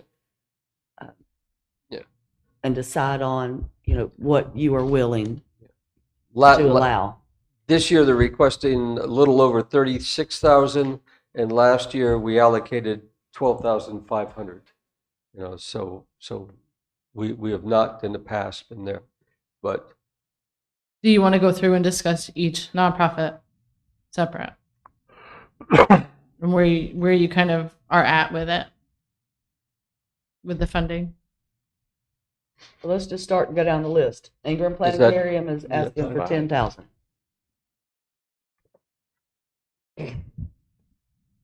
Okay, so they're at 10,000.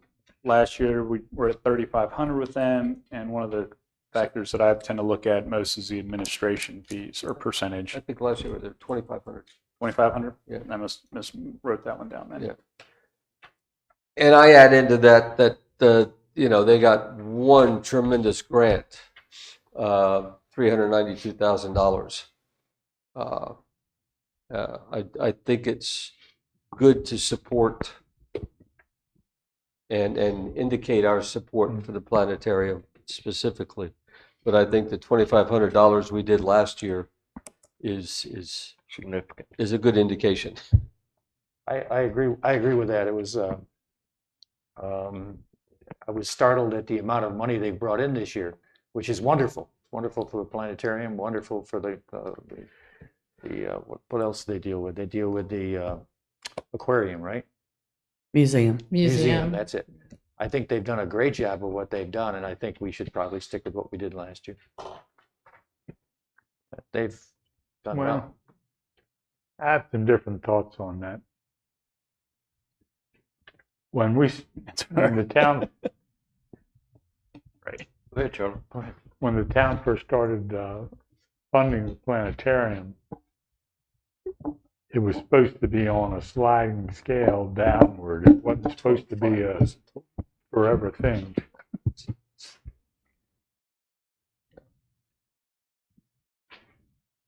It was on a sliding scale downward. It wasn't supposed to be a perpetual donation every year. Their problems with their roof and all, not making some effort to stop that or mitigate it, to me is poor management. $392,000 from Representative Eiler.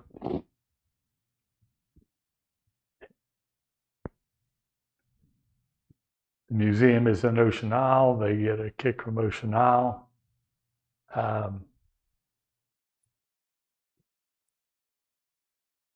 It bothers me that they only come to the towns where the planetarium and the museum are located, where other neighboring towns have the benefit of it, and a lot of North Carolina school kids have the benefit, and even South Carolina. And I don't see any South Carolina giving them any money.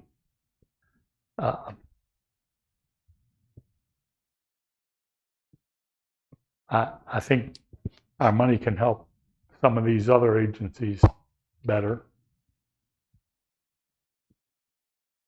So I would say none this year. Well, I would counter that we get some benefit by all of those people coming here, seeing our program and maintain it, and we as a town get benefit out of the community. So I have no problem with $2,500 to show support. I would agree with 2,500. I would agree with that.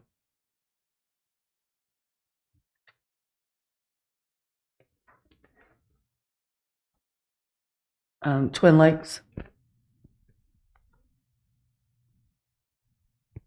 What did we do last year with Twin Lakes? 2,000.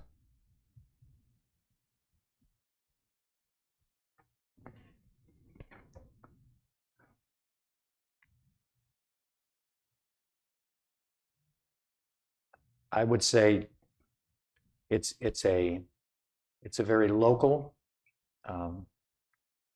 place. It's very we get an awful lot of tourism from that place. A lot of people go there. They do a lot. They do as much as they can with the budget they have to keep those lakes clean and clear and as nice as they can. And they're trying to do more. So I would recommend at least staying with what we did last year. What was that? 2,000. 2,000. I agree with that. That Twin Lakes Association started from scratch. It's mostly the neighbors that live around the lakes that have contributed to the fund. It's to everybody's benefit to have those lakes healthy.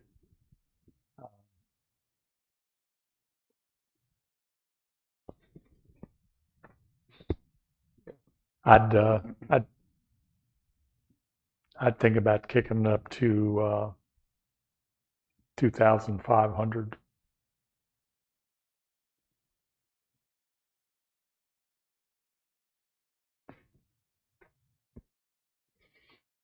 Does anybody else have any thoughts on the 2,500?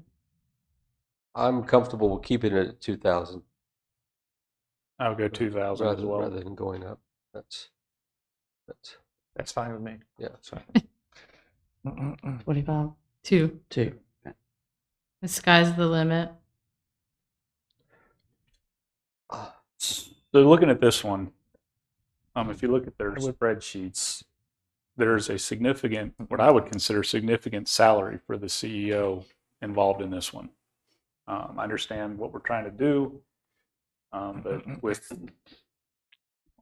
26% of the budget goes to salary and compensation, and that is essentially one person.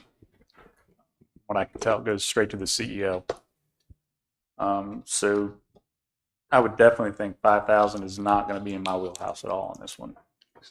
I mean, we do have some other people that do some assistance things in the area. This is just my initial thoughts with this one. I agree with Jamie. I would. I don't see where their help is so widespread. I mean, you're looking at close to a $65,000 salary with that one by the time you factor in the salary and the medical and things like that. Yeah. I'm not inclined to support that one at all. I would agree with that. Agreed. Okay.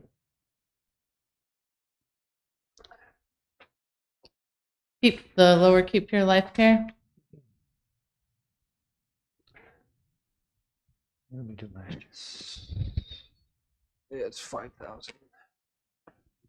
Did we We gave gave them 2,000 last year. 2,000? And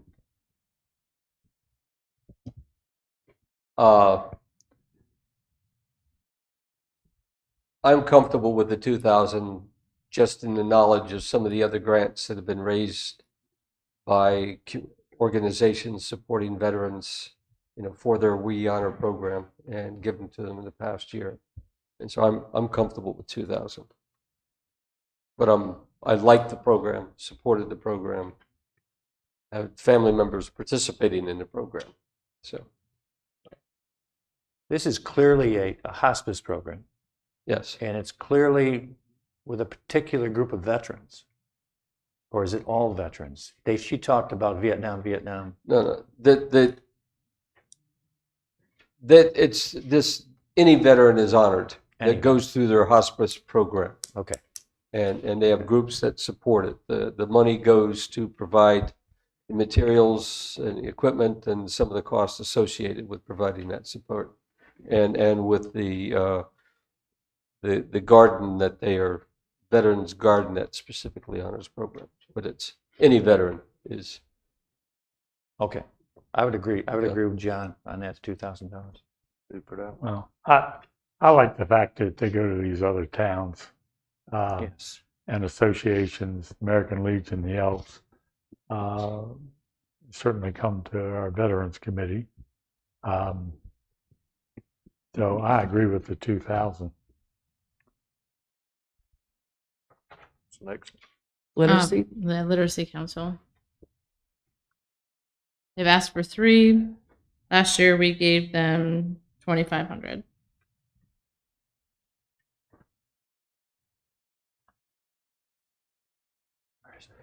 This is another good organization. They do work hard at fundraising.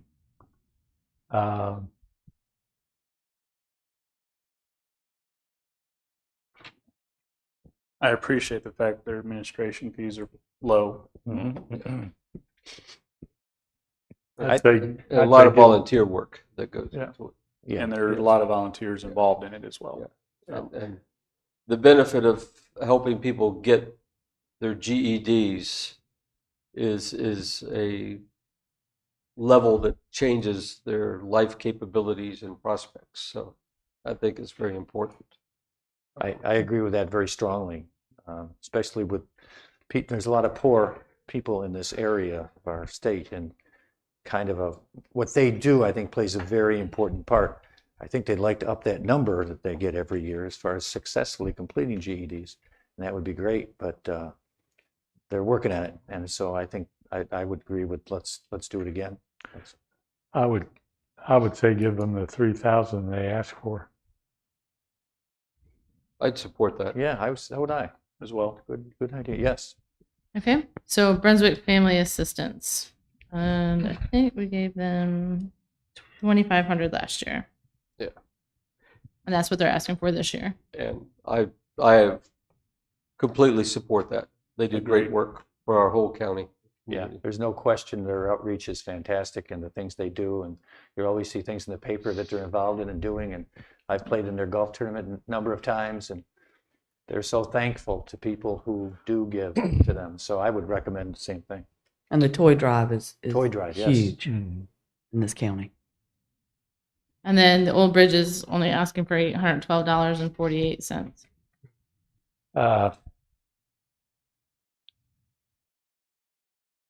Well, I remember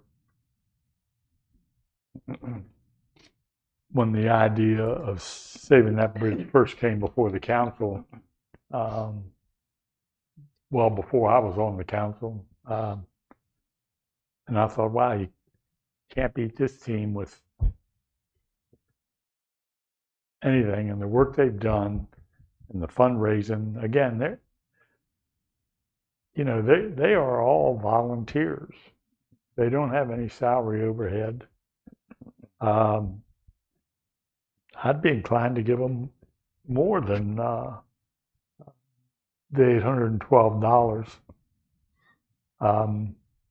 Maybe go up to 1,000. Make sure we cover all the costs for what they're asking us for. So I agree with what they're asking. I agree that the equipment and stuff is very good.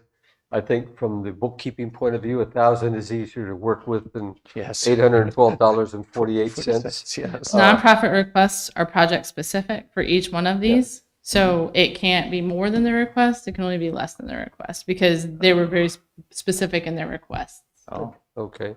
Then I support. I support what they asked for. Yep. All right. We'll have to So explain. that's good. We'll have to explain that to them in the future. All right. Are there any other directions that council wants to see and possibilities for the next draft budget? Or additional information? You'll put in that little extra money we just received, right? That you talked 50,000 to 50,000. Well, because I forgot to put the 50,000 in the police department, it's kind of a wash. It's kind of a wash. So, sorry. But I mean, I'll update some of the things that we've talked about, including this. I'll update the nonprofits to that amount. Yeah, we'll get those spreadsheets ahead of time. Yeah, I mean, I'll start working on them. The meeting is next Tuesday, so that'll be my priority tomorrow. It would be good by Friday, just so that. Oh yeah. Well, we're watching baseball games now that it's in season.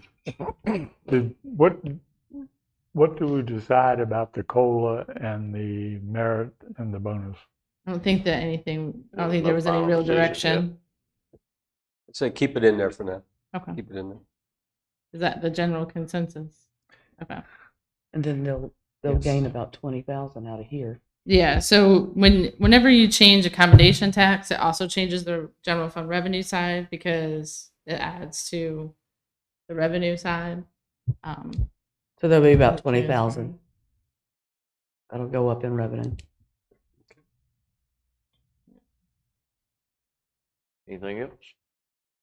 I don't think so. That's all we got. There's no more questions, no more comments. Do I have a motion that we will Recess go recess until till April the 19th.